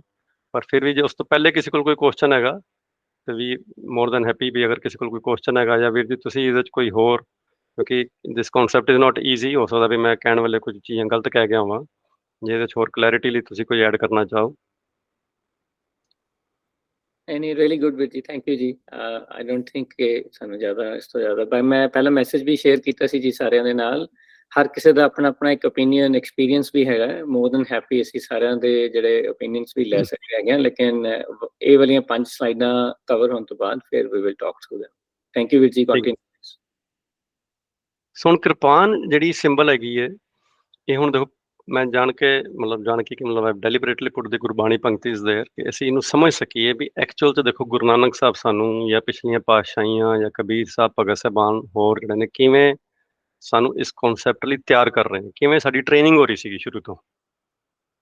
ਬਈ ਇਹ ਹੁਣ ਜਿਹੜੀ ਕਿਰਪਾਨ ਸੀਗੀ, ਦੇਖੋ ਪਹਿਲਾਂ ਉਹਨਾਂ ਨੇ ਇੱਕ ਗਿਆਨ ਖੜਕ ਡਿਵੈਲਪ ਕੀਤੀ ਇੰਟਰਨਲੀ, ਗਿਆਨ ਖੜਕ ਲੈ ਮਨ ਸੇ ਲੂਝਾ। ਕਿਉਂ ਲੂਝਣਾ, ਮੈਂ ਕਿਉਂ ਲੜਾਈ ਕਰਨੀ ਆਪਣੇ ਆਪ ਨਾਲ, ਕਿਉਂਕਿ ਮੇਰੇ ਅੰਦਰ ਕੀ ਹੈ, ਕਾਮ, ਕ੍ਰੋਧ, ਅਹੰਕਾਰ, ਤਸਕਰ ਪੰਚ, ਮੇਰੇ ਅੰਦਰ ਬੜੇ ਵੱਡੇ ਵਿਕਾਰ ਬੈਠੇ ਨੇ। ਇਹਨਾਂ ਦਾ ਜਿਹੜਾ ਮੁਕਾਬਲਾ ਹੈ ਇਹ ਬਿਨਾਂ ਗਿਆਨ ਖੜਕ ਤੋਂ ਹੋ ਹੀ ਨਹੀਂ ਸਕਦਾ ਸੀ। ਪਹਿਲਾਂ ਉਹ ਗਿਆਨ ਡਿਵੈਲਪ ਕੀਤਾ ਕਿ ਇਹ ਜੋ ਵੀ ਗੁਰਬਾਣੀ ਨੂੰ ਸਮਝੇਗਾ, ਸੁਣਿਆ, ਮੰਨਿਆ, ਮਨ ਕੀਤਾ ਭਾਉ। ਮਨ ਕੀਤਾ ਭਾਉ ਕਿ ਇਸ ਨੂੰ ਸੁਣ ਲਿਆ, ਮੰਨ ਲਿਆ, ਜ਼ੋਰ ਜ਼ਬਰਦਸਤੀ ਨਾਲ ਵੀ ਮੰਨਿਆ ਜਾ ਸਕਦਾ ਸੀਗਾ, ਪਰ ਨਹੀਂ, ਉਹਨਾਂ ਨੇ ਐਡ ਕੀਤਾ ਮਨ ਕੀਤਾ ਭਾਉ, ਆਥੈਂਟਿਸਿਟੀ, ਪ੍ਰੇਮ ਦੇ ਨਾਲ, ਜਿਹੜੇ ਇਹਨੂੰ ਕੇਵਲ ਤੇ ਕੇਵਲ ਹੁਕਮ 'ਚ ਆ ਕੇ ਪ੍ਰੇਮ ਨਾਲ ਐਕਸੈਪਟ ਕਰਕੇ ਮੰਨ ਰਹੇ ਨੇ। ਤਾਂ ਹੀ ਬਾਰ-ਬਾਰ ਖਾਲਸੇ ਨਾਲ ਪ੍ਰੇਮਾ ਭਗਤੀ ਦਾ ਕਨਸੈਪਟ ਜੁੜਦਾ ਜਾਂਦਾ, ਕਿਉਂਕਿ ਜਿੱਥੇ ਵੀ ਮੰਨਣ ਦੀ ਗੱਲ ਆਏਗੀ ਉੱਥੇ ਪ੍ਰੇਮ ਦੀ ਗੱਲ ਨਾਲ ਆਏਗੀ, ਵੀ ਬਿਨਾਂ ਪ੍ਰੇਮ ਤੋਂ ਹੀ ਮੰਨੀ ਜਾ ਰਹੇ ਨੇ। ਹੁਣ ਇੱਥੇ ਜੇ ਅਸੀਂ ਕਿਰਪਾਨ ਦਾ ਹੀ ਕਨਸੈਪਟ ਲੈ ਲਈ, ਥੋੜਾ ਇਹਨੂੰ ਪੌਜ਼ ਲੈ ਕੇ ਆਪਾਂ ਇਸ ਕਨਸੈਪਟ ਨੂੰ ਸਮਝੀਏ। ਦੇਖੋ ਇੱਥੇ ਖੜਕ ਕਿਹਾ ਜਾ ਰਿਹਾ ਜਾਂ ਸਾਨੂੰ ਕਿਰਪਾਨ ਕਿਹਾ ਜਾ ਰਿਹਾ, ਵੀ ਜਿਹੜੀ ਸਾਨੂੰ ਗੁਰੂ ਸਾਹਿਬ ਨੇ ਦਿੱਤੀ 5 ਕਕਾਰਾਂ 'ਚੋਂ ਦਿੱਤੀ ਕਿਰਪਾਨ। ਪਰ ਇਸ ਤੋਂ ਪਹਿਲਾਂ ਜੇ ਅਸੀਂ ਹਿੰਦੁਸਤਾਨ ਦੀ ਧਰਤੀ ਦੇ ਕਨਸੈਪਟ ਦੇਖੀਏ ਤੇ ਉਸ ਕਨਸੈਪਟ ਦੇ ਵਿੱਚ ਸੇਮ ਟੂਲ ਨੂੰ ਤਲਵਾਰ ਕਿਹਾ ਜਾ ਰਿਹਾ। ਤਲਵਾਰ ਆਖਰੀ ਅਰਥ ਮਤਲਬ ਜਿਹੜਾ ਤਲੀ ਮਤਲਬ ਵੀ ਹੱਥ ਦੇ ਵਿੱਚ ਫੜ ਕੇ ਵਾਰ ਕੀਤਾ ਜਾਏ, ਕਿਸੇ ਤੇ ਅਟੈਕ ਕੀਤਾ ਜਾਏ, ਉਹਦੇ ਨਾਲ ਸਾਰਾ ਕਨਸੈਪਟ ਹੀ ਅਟੈਕ ਦਾ ਹੈ। ਗੁਰੂ ਸਾਹਿਬ ਨੇ ਦੇਖੋ ਉਹਨੂੰ ਪਹਿਲਾਂ ਸਾਰਾ ਕਨਸੈਪਟ ਚੇਂਜ ਕੀਤਾ, ਉਹਨੂੰ ਕਿਰਪਾਨ ਬਣਾਇਆ। ਪਰ ਕਿਰਪਾਨ ਤਾਂ ਹੀ ਬਣੇਗੀ ਜਦੋਂ ਮੇਰੇ ਅੰਦਰ ਗਿਆਨ ਖੜਕ ਆਈ। ਹੁਣ ਕਿਰਪਾਨ ਕੀ ਹੈ, ਕਿਸੇ ਦੀ ਆਨ ਬਚਾਉਣ ਲਈ ਕਿਰਪਾ ਕਰਨੀ, ਕਿਸੇ ਦੀ ਪ੍ਰੋਟੈਕਸ਼ਨ ਕਰਨੀ। ਇਹ ਬਲੈਸਿੰਗ ਬਣ ਕੇ ਨਿਕਲੇਗੀ ਜਦ ਵੀ ਨਿਕਲੇਗੀ, ਪਰ ਜਦੋਂ ਮੇਰੇ ਅੰਦਰ ਗੁਰਬਾਣੀ ਨਹੀਂ ਹੈ, ਮੇਰੇ ਅੰਦਰ ਕੋਡ ਆਫ ਕੰਡਕਟ ਹੀ ਨਹੀਂ ਹੈਗਾ, ਮੇਰੇ ਅੰਦਰ ਉਹ ਰੂਲਸ ਦੀ ਸਮਝ ਹੀ ਨਹੀਂ ਹੈ, ਮੇਰੇ ਜੀਵਨ 'ਚ ਉਹ ਰੂਲ ਚੱਲ ਹੀ ਨਹੀਂ ਰਹੇ, ਤੇ ਇਹ ਤਲਵਾਰ ਬਣ ਜਾਏਗੀ। ਹੈ ਉਸ ਵੇਲੇ ਤੇ ਮੁਗਲ ਰਾਜ ਕੋਲ ਵੀ ਐਗਜ਼ੈਕਟਲੀ ਸੇਮ ਦੇਖਣ ਵਾਲੀਆਂ ਚੀਜ਼ਾਂ ਨੇ, ਪਰ ਉਹ ਜ਼ੁਲਮ ਲਈ ਉੱਠ ਰਹੀ ਹੈ, ਉਹ ਕਿਸੇ ਦੀ ਬੇਪਤੀ ਲਈ ਉੱਠ ਰਹੀ ਹੈ, ਉਹ ਕਿਸੇ ਦਾ ਧਨ ਲੁੱਟਣ ਲਈ ਉੱਠ ਰਹੀ ਹੈ। ਇਹ ਜਦੋਂ ਕਿਰਪਾਨ ਉੱਠ ਰਹੀ ਹੈ, ਕਿਉਂਕਿ ਅੰਦਰ ਗਿਆਨ ਖੜਕ ਹੈਗੀ ਹੈ, ਅੰਦਰ ਗੁਰਬਾਣੀ ਦੀ ਸਮਝ ਹੈਗੀ ਹੈ, ਇਹ ਕਿਸੇ ਦੀ ਇੱਜ਼ਤ ਬਚਾਉਣ ਲਈ ਉੱਠ ਰਹੀ ਹੈ, ਇਹ ਕਿਸੇ ਦਾ ਧਨ ਦੌਲਤ, ਕਿਸੇ ਦਾ ਘਰ ਬਚਾਉਣ ਲਈ ਉੱਠ ਰਹੀ ਹੈ। ਇਸ ਲਈ ਗੁਰੂ ਸਾਹਿਬ ਨੇ ਸਾਨੂੰ ਕਿਹਾ ਵੀ ਜਿਹੜਾ ਸਾਡਾ ਕਨਸੈਪਟ ਆ ਸਿਪਾਹੀ ਦਾ ਨਹੀਂ ਹੈ, ਇਹ ਸੰਤ ਸਿਪਾਹੀ, ਕਿਉਂਕਿ ਪਹਿਲਾਂ ਸੰਤ ਬਣਨਾ ਪਏਗਾ। ਕਈ ਵਾਰੀ ਸ਼ਾਇਦ ਅਸੀਂ ਸਿਰਫ ਸਿਪਾਹੀ ਤੋਂ ਬੜਾ ਇੰਸਪਾਇਰ ਹੋ ਜਾਈਦਾ, ਤੇ ਮੈਂ ਸਿਰਫ ਆਊਟਰ ਸਿੰਬਲ ਦੇ ਵਿੱਚ ਹੀ ਮੈਂ ਉਹਨਾਂ ਦੀ ਅਟਰੈਕਸ਼ਨ ਦੇ ਨਾਲ ਹੀ ਜਿਹੜਾ ਉਹ ਪਿਆਰ ਕਰ ਬੈਠਦਾ, ਜਾਂ ਮੈਨੂੰ ਸਿਰਫ ਆਊਟਰ ਸਿੰਬਲਸ ਨਾਲ ਹੀ ਪ੍ਰੇਮ ਹੋ ਜਾਂਦਾ।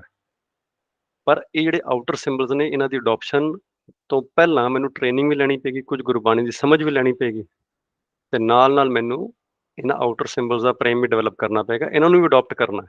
ਪਰ ਇਹਨਾਂ ਦੀ ਅਡੋਪਸ਼ਨ ਬਿਨਾਂ ਇੰਟਰਨਲ ਵੈਲਿਊਜ਼ ਤੋਂ ਉਹ ਜਿਹੜੀ ਹੈ ਉਹ ਜਿੱਦਾਂ ਆਪਾਂ ਹੁਣ ਪਿੱਛੇ ਕਨਸੈਪਟ ਕਰਕੇ ਆਏ ਭੇਖ ਦਾ, ਫਿਰ ਉਹ ਭੇਖ ਬਣਦਾ ਜਾਏਗਾ।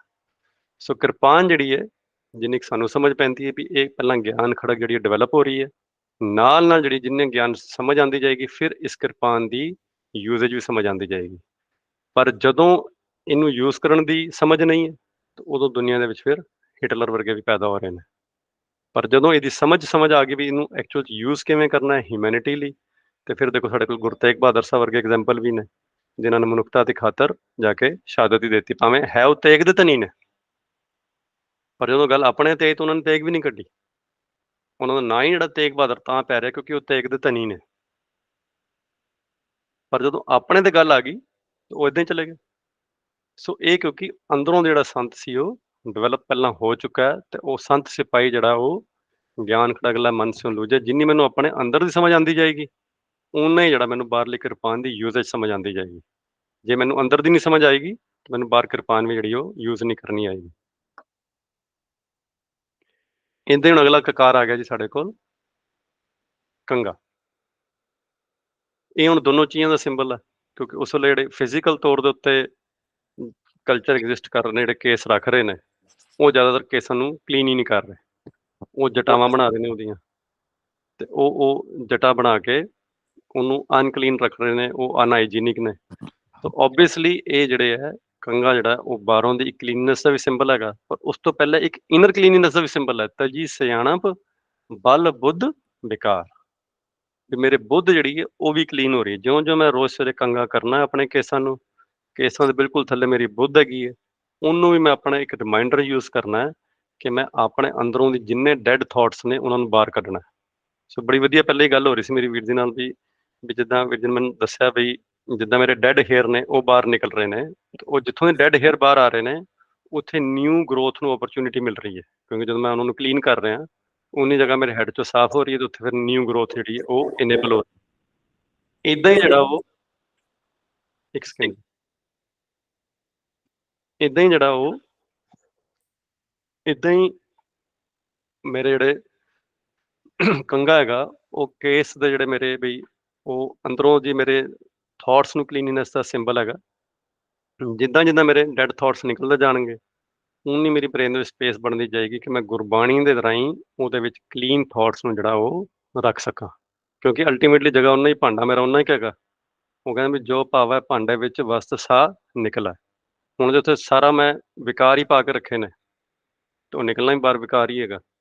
ਪਰ ਜਿੰਨਾ ਮੈਂ ਭਾਂਡਾ ਸਾਫ਼ ਕਰਦਾ ਜਾਵਾਂਗਾ ਉਨੇ ਉਸ ਗੁਰਬਾਣੀ ਦੇ ਅੱਛੇ ਥਾਟਸ ਜਾਂਦੇ ਜਾਣਗੇ, ਤੇ ਹੋ ਸਕਦਾ ਮੇਰੇ ਐਕਸ਼ਨ ਜਿਹੜੇ ਬਾਹਰ ਮੁਖੀ ਹੋਣਗੇ ਉਹ ਵੀ ਅੱਛੇ ਹੁੰਦੇ ਜਾਣਗੇ। ਸੋ ਜਿਹੜਾ ਕੰਗਾ ਹੈਗਾ ਉਹ ਦੋਨੋਂ ਪੱਖੇ ਸਿੰਬਲਾਈਜ਼ ਕਰ ਰਿਹਾ ਹੈ, ਇੱਕ ਮੇਰੇ ਥਾਟਸ ਦੀ ਕਲੀਨਨੈਸ ਨੂੰ ਤੇ ਇੱਕ ਮੇਰੀ ਫਿਜ਼ੀਕਲ ਹਾਈਜੀਨ ਨੂੰ, ਕਿ ਜਿਹੜਾ ਵੀ ਮੈਂ ਆਪਣੇ ਕੇਸਾਂ ਦੀ ਸੰਭਾਲ ਕਰਨੀ, ਭਾਵੇਂ ਉਹ ਮੇਰੇ ਕੋਲ ਮੁੰਡਿਆਂ ਕੋਲ ਜਿਹੜੇ ਨੇ ਉਹ ਦਾੜੀ ਦੇ ਸਰੂਪ 'ਚ ਕੇਸ ਹੈਗੇ ਨੇ ਜਾਂ ਸਿਰ ਦੇ ਕੇਸ ਨੇ, ਬੀਬੀਆਂ ਕੋਲ ਸਿਰ ਦੇ ਕੇਸ ਨੇ, ਅਸੀਂ ਇਹਨਾਂ ਨੂੰ ਸਾਫ਼ ਰੱਖਣਾ, ਅਸੀਂ ਇਹਨਾਂ ਨੂੰ ਅਨਹਾਈਜੀਨ ਨਹੀਂ ਹੋਣ ਦੇਣਾ। ਇੱਦਾਂ ਹੀ ਸਾਡੇ ਕੋਲ ਤੀਜਾ ਜਿਹੜਾ ਕਕਾਰ ਆ ਗਿਆ ਫਿਰ ਉਹ ਕਛਹਿਰਾ, ਜਿਹੜਾ ਕਿ ਇਸ ਗੱਲ ਦਾ ਸਿੰਬਲ ਹੈਗਾ ਕਿ ਅਸੀਂ ਜਿਹੜਾ ਉਹ ਇੱਕ ਲਾਈਫ ਪਾਰਟਨਰ ਨਾਲ ਫੇਥਫੁਲ ਤੇ ਓਨੈਸਟੀ ਵਾਲਾ ਜੀਵਨ ਬਿਤਾਉਂਦੇ ਹਾਂ। ਸੁੰਦਰ ਨਾਰੀ ਅਨੇਕ ਪ੍ਰਕਾਰੀ ਪਰ ਗ੍ਰਹਿ ਬਿਕਾਰੀ। ਹੁਣ ਦੇਖੋ ਮਹੱਲਾ ਪੰਜਵਾਂ ਜੀ ਦੀ ਬਾਣੀ ਸਾਨੂੰ ਜਿਹੜਾ ਉਹ ਇੱਕ ਜੀਵਨ ਕਿਵੇਂ ਜੀਣਾ, ਗ੍ਰਸਤ ਜੀਵਨ ਕਿਵੇਂ ਜੀਣਾ ਉਹਦੀ ਵੀ ਸਿੱਖਿਆ ਦੇ ਰਹੇ ਨੇ।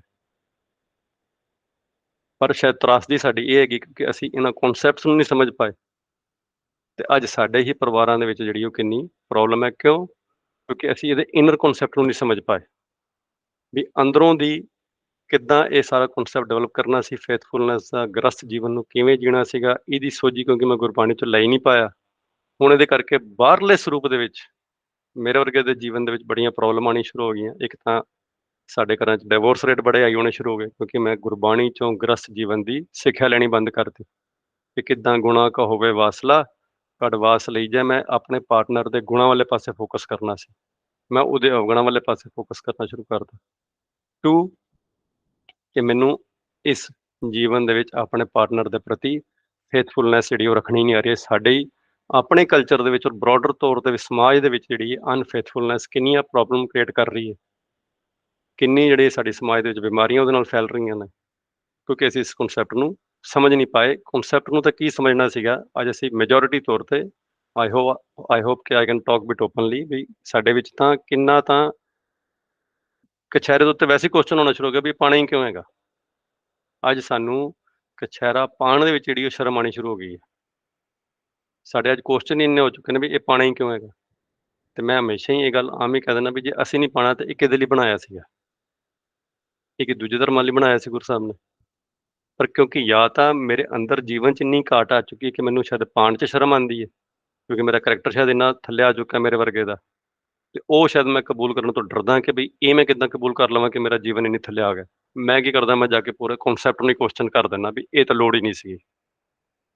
ਤਾਂ ਸਾਨੂੰ ਕੋਸ਼ਿਸ਼ ਕਰਕੇ ਕਨਸੈਪਟ ਸਮਝਣੇ ਚਾਹੀਦੇ ਨੇ ਔਰ ਇਹਨਾਂ ਦਾ ਚੱਲਣ ਦੀ ਕੋਸ਼ਿਸ਼ ਕਰਨੀ ਚਾਹੀਦੀ ਵੀ ਬਜਾਏ ਦੇ ਕਿ ਅਸੀਂ ਇਹਨੂੰ ਹਰ ਗੱਲ ਦੇ ਉੱਤੇ ਕੁਐਸਚਨ ਕਰੀ ਚੱਲੀਏ, ਕਿਉਂਕਿ ਜਿਹੜੇ ਕਨਸੈਪਟ ਨੇ ਇਹ ਇੱਕ ਬੜੀ ਉੱਚੇ ਸੁੱਚੇ ਕਨਸੈਪਟ ਨੇ ਔਰ ਬੜੇ ਪਵਿੱਤਰ ਤਰ੍ਹਾਂ ਦੇ ਕਨਸੈਪਟ 'ਚੋਂ ਇਹ ਸਾਰੀ ਚੀਜ਼ਾਂ ਨਿਕਲ ਕੇ ਆ ਰਹੀਆਂ ਨੇ। ਪਰ ਮੇਰੀ ਆਪਣੀ ਨਾ ਸਮਝੀ ਕਰਕੇ ਮੈਂ ਇਹਨਾਂ ਸਾਰੀ ਚੀਜ਼ਾਂ ਜਦੋਂ ਕੁਐਸਚਨ ਕਰਨਾ ਸ਼ੁਰੂ ਕਰ ਦੇਣਾ, ਉਹ ਅਲਟੀਮੇਟਲੀ ਨੁਕਸਾਨ ਲੌਂਗ ਰਨ ਦੇ ਵਿੱਚ ਸਾਡਾ ਹੀ ਹੋਣਾ।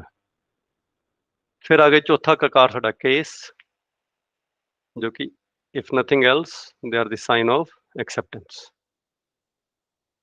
ਇਹ ਜਿੱਦਾਂ ਸਾਨੂੰ ਕੁਦਰਤ ਨੇ, ਜਿੱਦਾਂ ਸਾਨੂੰ ਪਰਮੇਸ਼ਰ ਨੇ ਬਣਾਇਆ, ਅਸੀਂ ਉਸ ਗੱਲ ਨੂੰ ਐਕਸੈਪਟ ਕਰਦੇ ਹਾਂ। ਜਿੰਨਾ ਮੇਰੇ ਜੀਵਨ ਦੇ ਵਿੱਚ ਗੁਰਬਾਣੀ ਦੇ ਗੁਣ ਆਉਂਦੇ ਜਾਣਗੇ, ਜਿੰਨਾ ਮੈਂ ਹੁਕਮ ਰਜਾਈ ਦੇ ਵਿੱਚ ਆਉਂਦਾ ਜਾਵਾਂਗਾ, ਜਿੰਨਾ ਮੈਂ ਹੁਕਮ ਦੇ ਭਾਣੇ ਦੇ ਵਿੱਚ ਆਉਂਦਾ ਜਾਵਾਂਗਾ, ਤੇਰਾ ਕੀ ਆ ਮਿੱਠਾ ਲਾਗੇ, ਇਸ ਕਨਸੈਪਟ ਦੇ ਨਾਲ ਮੈਂ ਜੀਣਾ ਸ਼ੁਰੂ ਕਰਾਂਗਾ, ਉਨੀ ਮੇਰੇ ਅੰਦਰ ਇਸ ਗੱਲ ਦੀ ਐਕਸੈਪਟੇਬਿਲਿਟੀ ਆਪੇ ਹੀ ਆਉਂਦੀ ਜਾਏਗੀ ਕਿ ਵੀ ਜਿੱਦਾਂ ਪਰਮੇਸ਼ਰ ਨੇ ਬਣਾਇਆ ਉਹ ਜੇ ਹੈ ਹੀ ਸਰਬ ਸਮਰੱਥ ਹੈ, ਉਹ ਜੇ ਹੈ ਹੀ ਪਰਫੈਕਟ ਹੈ, ਜੇ ਉਹਨੇ ਨੱਕ ਨਹੀਂ ਪਿੱਛੇ ਲਾਤਾ, ਅੱਖਾਂ ਨਹੀਂ ਥੱਲੇ ਲਾਤੀਆਂ, ਪੈਰ ਨਹੀਂ ਉੱਪਰ ਲਾਤੇ, ਤੇ ਜਿੱਥੇ ਕੇਸ ਲਾਏ ਨੇ ਉਹਦਾ ਵੀ ਕੋਈ ਪਰਪਸ ਹੀ ਹੋਣਾ। ਪਰ ਮੈਂ ਕਿਉਂਕਿ ਇਹਨਾਂ ਸਾਰੀ ਚੀਜ਼ਾਂ ਦੇ ਵਿੱਚ ਵਾਏ ਦੇ ਵਿੱਚ ਪੈਣਾ ਸ਼ੁਰੂ ਹੋ ਗਿਆ ਅੱਜ ਕੱਲ੍ਹ, ਵੀ ਇਹ ਵਾਏ ਇਹ ਕਿਉਂ ਜੀ, ਇੱਦਾਂ ਕਿਉਂ ਜੀ, ਉੱਦਾਂ ਕਿਉਂ ਨਹੀਂ ਜੀ। ਪਰ ਸਾਨੂੰ ਵਾਏ ਤੋਂ ਗੁਰਬਾਣੀ ਜਿਹੜੀ ਹੈ ਉਹ ਵਾਓ ਵੱਲ ਲੈ ਕੇ ਜਾਂਦੀ ਹੈ ਵੀ ਅਸੀਂ ਐਪਰੀਸੀਏਸ਼ਨ 'ਚ ਆਈਏ, ਅਸੀਂ ਐਕਸੈਪਟੈਂਸ 'ਚ ਆਈਏ ਵੀ ਪਰਮੇਸ਼ਰ ਨੇ ਸਾਨੂੰ ਕਿੰਨਾ ਪਰਫੈਕਟ ਬਣਾਇਆ।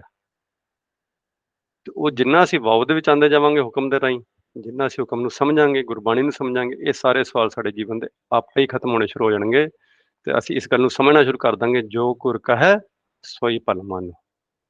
ਇਸ 'ਚ ਕੁਐਸਚਨਿੰਗ ਆਪੇ ਖਤਮ ਹੁੰਦੀ ਜਾਏਗੀ। ਅੱਜ ਮੈਨੂੰ ਕੋਈ ਬੱਚਾ ਸਵਾਲ ਪੁੱਛ ਰਿਹਾ ਸੀ ਬਈ ਕੁਐਸਚਨਿੰਗ ਤਾਂ ਬੜੀ ਜ਼ਰੂਰੀ ਹੈ, ਕੁਐਸਚਨਿੰਗ ਤਾਂ ਸਾਨੂੰ ਸਾਰੇ ਗੁਰੂ ਸਾਹਿਬਾਨ ਨੇ ਸਿਖਾਈ ਹੈ ਵੀ ਕੁਐਸਚਨਿੰਗ ਕਰਨੀ ਚਾਹੀਦੀ ਹੈ, ਗੁਰਬਾਣੀ ਕੁਐਸਚਨਿੰਗ ਨੂੰ ਐਪਰੀਸ਼ੀਏਟ ਕਰ ਰਹੀ ਹੈ, and that's a very valid question. Questioning ਜਿਹੜੀ ਹੈ ਬਹੁਤ ਜ਼ਰੂਰੀ ਹੈ, ਪਰ ਕੁਐਸਚਨਿੰਗ ਦਾ ਇੰਟੈਂਟ ਵੀ ਉਸ ਤੋਂ ਜ਼ਰੂਰੀ ਹੈ। ਜਦ ਤੱਕ ਮੇਰੇ ਕੁਐਸਚਨਿੰਗ ਦਾ ਇੰਟੈਂਟ ਇਹ ਹੈਗਾ ਕਿ ਵੀ ਮੈਂ ਇਸ ਕਨਸੈਪਟ ਨੂੰ ਸਮਝ ਕੇ ਇਹਨੂੰ ਜੀਵਨ 'ਚ ਢਾਲਣਾ। ਜੇ ਬੱਚਾ ਸਾਇੰਸ ਦੀ ਟੀਚਰ ਨੂੰ ਕੁਐਸਚਨ ਪੁੱਛ ਰਿਹਾ ਇਸ ਲਈ ਕਿਉਂਕਿ ਉਹਨੇ ਸਵਾਲ ਸਮਝਣਾ, ਉਹਨੇ ਉਸ ਕਨਸੈਪਟ ਨੂੰ ਸਮਝਣਾ, ਤੇ ਇਹ ਤਾਂ ਬਹੁਤ ਅੱਛੀ ਗੱਲ ਹੈ, ਤਾਂ ਕੁਐਸਚਨ ਕਰਨਾ ਚਾਹੀਦਾ। ਪਰ ਜਦੋਂ ਮੇਰੇ ਇੰਟੈਂਟ ਇਹ ਹੋ ਜਾਂਦੇ ਨੇ ਕਿ ਮੈਂ ਹੁਜਤਬਾਜ਼ੀਆਂ ਕਰਨੀਆਂ ਨੇ, ਮੈਂ ਇਹਨਾਂ ਕਨਸੈਪਟਸ ਦੇ ਵਿੱਚ ਜਿਹੜੇ ਨੇ ਉਹ ਪ੍ਰੋਬਲਮ ਕੱਢਣੀਆਂ ਨੇ, ਮੈਂ ਇਹਨਾਂ ਦੇ ਅਗੇਂਸਟ ਲਿਖਣਾ, ਦੈਨ ਦੈਟਸ ਇਸ਼ੂ। ਫਿਰ ਉਹ ਕੁਐਸਚਨ ਨਹੀਂ ਹੈਗੇ, ਉਹ ਹੁਜਤਬਾਜ਼ੀਆਂ ਨੇ।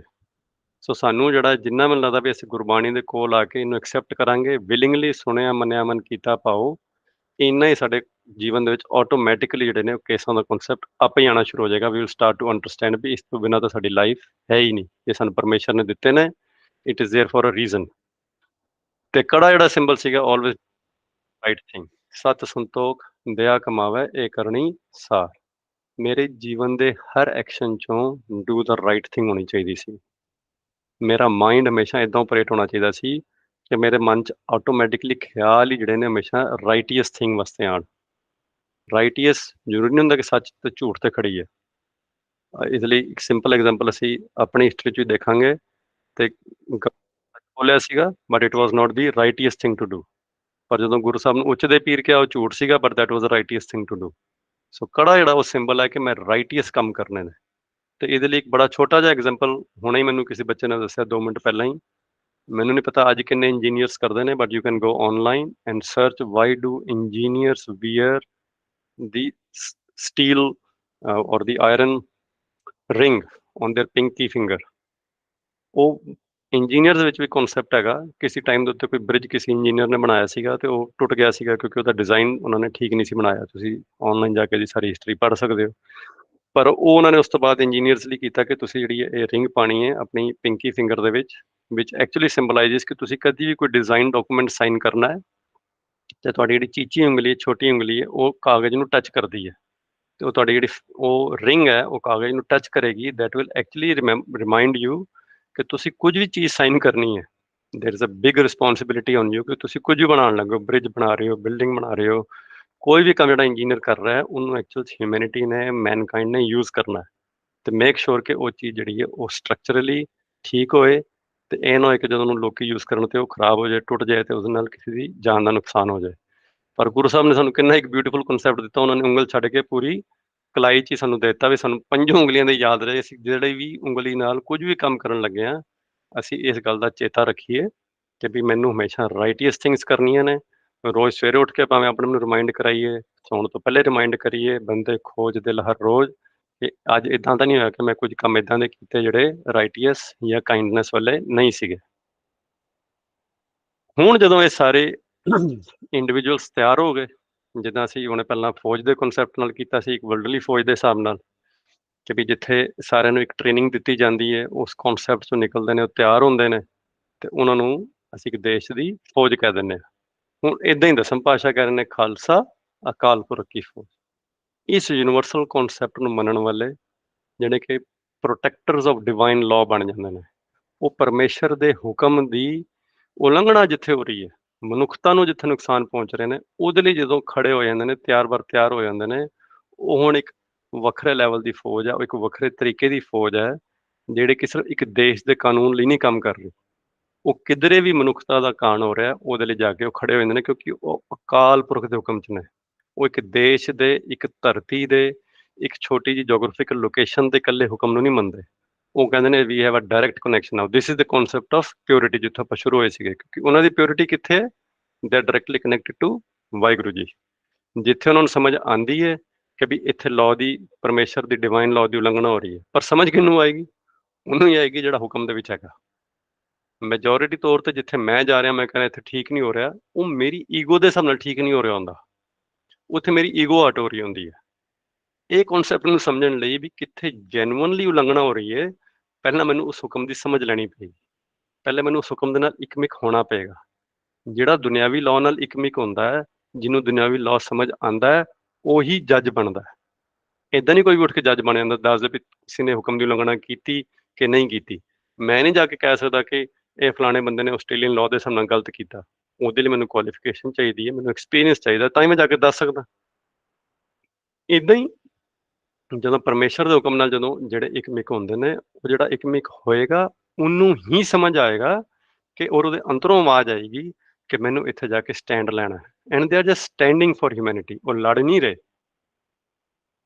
6ਵੇਂ ਪਾਤਸ਼ਾਹ ਲੜ ਨਹੀਂ ਰਹੇ, 9ਵੇਂ ਪਾਤਸ਼ਾਹ ਲੜ ਨਹੀਂ ਰਹੇ, 10ਵੇਂ ਪਾਤਸ਼ਾਹ ਲੜ ਨਹੀਂ ਰਹੇ। ਲੜਨਾ ਮੇਰੇ ਵਰਗੇ ਦਾ ਫੰਕਸ਼ਨ ਹੈ, ਮੈਂ ਲੜਦਾ ਛੋਟੀ ਛੋਟੀ ਚੀਜ਼ਾਂ ਤੇ, ਉਹ ਤਾਂ ਸਿਰਫ ਖੜੇ ਹੋਏ ਨੇ, ਦੇ ਜਸਟ ਸਟੂਡ ਫॉर ਹਿਊਮੈਨਿਟੀ। ਉਹ ਤਾਂ ਆਪਣੇ ਸੱਚ ਦੇ ਪੱਖ ਨਾਲ ਖੜ ਗਏ ਤੇ ਉਹਨਾਂ ਨੂੰ ਦੂਜੇ ਨੂੰ ਕਿਹਾ ਵੀ ਇਦਾਂ ਨਾ ਕਰੋ। ਹੁਣ ਉਹ ਚੜ ਕੇ ਆ ਗਏ ਤੇ ਉਹ ਚੜ ਕੇ ਆ ਗਏ ਤੇ ਗੁਰੂ ਸਾਹਿਬ ਆਪਣਾ ਕਨਸੈਪਟ ਲੈ ਕੇ ਉੱਥੇ ਸੱਚ ਨਾਲ ਖੜੇ ਹੋ ਗਏ। ਜਿਹੜਾ ਖਾਲਸਾ ਅਕਾਲ ਪੁਰਖ ਦੀ ਫੌਜ ਹੈ, ਇਹ ਲੜ ਨਹੀਂ ਰਹੀ, ਇਹ ਸਿਰਫ ਡਿਫੈਂਡ ਕਰ ਰਹੀ ਹੈ ਟਰੁੱਥ ਨੂੰ। They are not attacking anyone. So ਇਹ ਜਦੋਂ ਬੜੇ ਸਾਰੇ ਜੀ ਇਦਾਂ ਦੇ ਇਕੱਠੇ ਹੋ ਜਾਂਦੇ ਨੇ, ਉਹਨਾਂ ਨੂੰ ਅਸੀਂ ਕਹਿੰਦੇ ਹਾਂ ਖਾਲਸਾ ਅਕਾਲ ਪੁਰਖ ਦੀ ਫੌਜ। ਇਸ ਫੌਜ ਦੀ ਜਿਹੜੀ ਤਿਆਰੀ ਸੀਗੀ, ਇਸ ਫੌਜ ਦਾ ਜਿਹੜਾ ਕਨਸੈਪਟ ਸੀਗਾ, ਇਹਨੂੰ ਫਿਜ਼ੀਕਲ ਤੌਰ ਦੇ ਉੱਤੇ ਜਾਮਾ ਪਵਾਇਆ ਦਸਮ ਪਾਤਸ਼ਾਹ ਨੇ ਅੱਜ ਦੇ ਦਿਨ, ਵਿਸਾਖੀ ਵਾਲੇ ਦਿਨ, ਕਿ ਇਹ ਇਕੱਲਾ ਵੀ ਕਿਧਰੇ ਜਾਂਦਾ ਹੋਏਗਾ ਨਾ ਤੇ ਲੋਕਾਂ ਨੂੰ ਪਤਾ ਲੱਗ ਜਾਂਦਾ ਕਿ ਇਹ ਮੇਰੀ ਪ੍ਰੋਟੈਕਸ਼ਨ ਕਰੇਗਾ, ਇਹ ਮੇਰੀ ਰੱਖਿਆ ਕਰੇਗਾ। ਅੱਜ ਵੀ ਹਿੰਦੁਸਤਾਨ ਦੇ ਵਿੱਚ ਜਾਂ ਕਿੰਨੇ ਦੇਸ਼ਾਂ ਜਿੱਥੇ ਸਿੱਖਾਂ ਦਾ ਪਤਾ ਜਾਂ ਖਾਲਸੇ ਦਾ ਪਤਾ ਕਿਸੇ ਨੂੰ ਕਿਰਦਾਰ ਦਾ, ਜੇ ਉੱਥੇ ਕੁਝ ਗਲਤ ਹੁੰਦਾ ਹੋਏ ਤਾਂ ਕੁੜੀ ਨੂੰ ਪਤਾ ਹੈ ਜਾਂ ਮੁੰਡੇ ਨੂੰ ਪਤਾ ਹੈ ਵੀ ਉੱਥੋਂ ਖਾਲਸਾ ਕੋਈ ਜਾ ਰਿਹਾ, ਮੈਂ ਉਹਦੇ ਕੋਲ ਜਾ ਕੇ ਖੜ ਜਾਂਗਾ ਤੇ ਉਹ ਮੇਰੀ ਪ੍ਰੋਟੈਕਸ਼ਨ ਕਰਨਗੇ। ਕਿਉਂਕਿ ਜਿਹੜਾ ਫੇਥ ਹੈਗਾ ਉਹ ਇੱਕ ਡਿਵੈਲਪ ਹੋਇਆ, ਉਹ ਇੱਕ ਜਿਹੜਾ ਸੀਗਾ, ਉਹ ਇੱਕ ਉਹਨਾਂ ਨੂੰ ਪਤਾ ਵੀ ਇਹ ਹਮੇਸ਼ਾ ਸੱਚ ਨਾਲ ਖੜਦੇ ਨੇ। That's why people have faith in us. ਹੁਣ ਵੈਰੀ ਕੁਇਕਲੀ ਵੀ what is the key difference between the armies of country and Khalsa army, ਕਿਉਂਕਿ ਆਪਾਂ ਪਿੱਛੋਂ ਇੱਕ ਦੁਨਿਆਵੀ ਆਰਮੀ ਦਾ ਵੀ ਕਨਸੈਪਟ ਲਿਆ ਤੇ ਹੁਣ ਖਾਲਸਾ ਆਰਮੀ ਦਾ ਵੀ ਲਿਆ at a very high level. Worldly army generally ਜਿਹੜੀ ਉਹਨਾਂ ਦੀ ਲੜਾਈਆਂ ਨੇ, ਦੇ ਆਰ ਫॉर ਜਰ ਜੁਰੂ ਜ਼ਮੀਨ, ਮੀਨਸ ਲੈਂਡ, ਮਨੀ ਔਰ woman. But Khalsa Fauj, it is only standing in defense of truth. Intent is never to fight, ਜਿੱਦਾਂ ਮੈਂ ਪਿਛਲੀ ਸਲਾਈਡ ਤੇ ਵੀ ਕੀਤਾ but they are just holding the ground for truth. ਉਹਨਾਂ ਨੂੰ ਖਾਲਸੇ ਨੂੰ ਪਰਮੇਸ਼ਰ ਦੇ ਹੁਕਮ ਦੀ ਗੱਲ ਸਮਝ ਆ ਰਹੀ ਹੈ, ਉਹ ਜੋ ਜਿੰਨੀ ਕੁ ਸਮਝ ਆ ਰਹੀ ਹੈ ਉਹ ਉੱਥੇ ਖੜ ਰਹੇ ਨੇ ਵੀ ਆਪਾਂ ਦੁਨੀਆ ਦੇ ਵਿੱਚ ਜਿਹੜਾ ਜ਼ੁਲਮ ਹੈ ਉਹ ਨਹੀਂ ਹੋਣ ਦੇਣਾ।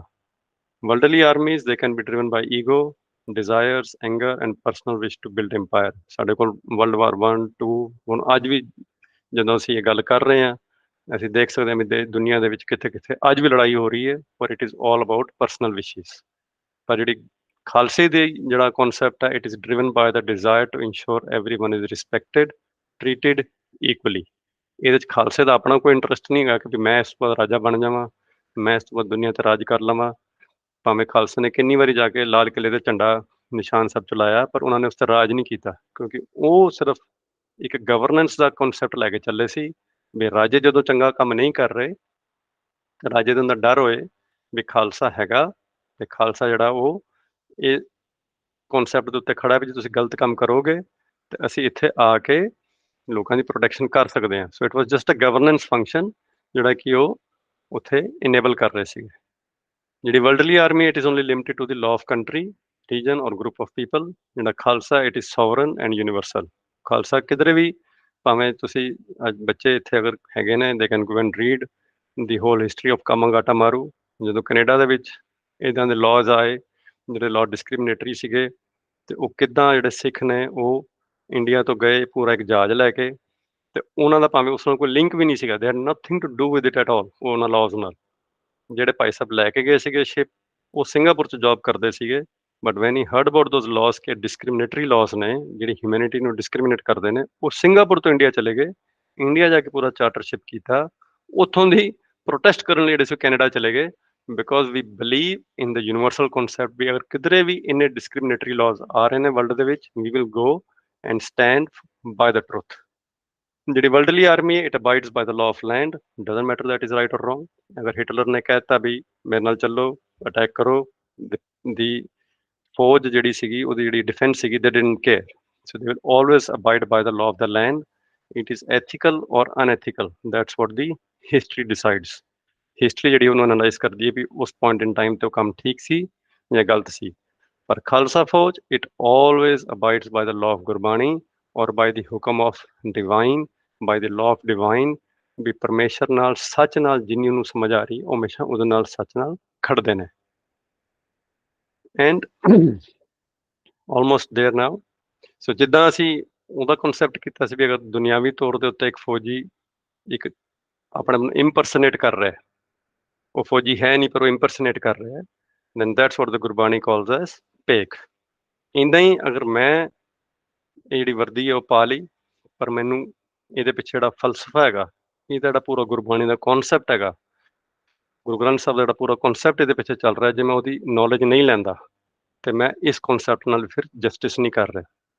ਮੈਂ ਇੱਕ ਜਿਹੜਾ ਗਲਤ ਰੋਲ ਮਾਡਲ ਬਣ ਕੇ ਪੇਸ਼ ਹੋ ਜਾਵਾਂਗਾ ਤੇ ਲੋਕਾਂ ਨੂੰ ਇਦਾਂ ਲੱਗਦਾ ਸ਼ਾਇਦ ਖਾਲਸੇ ਦਾ ਕਰੈਕਟਰ ਹੀ ਇਹੀ ਹੈ, ਪਰ ਖਾਲਸੇ ਦਾ ਕਰੈਕਟਰ ਉਹ ਨਹੀਂ ਜੋ ਮੇਰਾ, ਕਿਉਂਕਿ ਮੈਂ ਤਾਂ ਬਹੁਤ ਹੀ ਗਲਤੀਆਂ ਕਰ ਰਿਹਾ।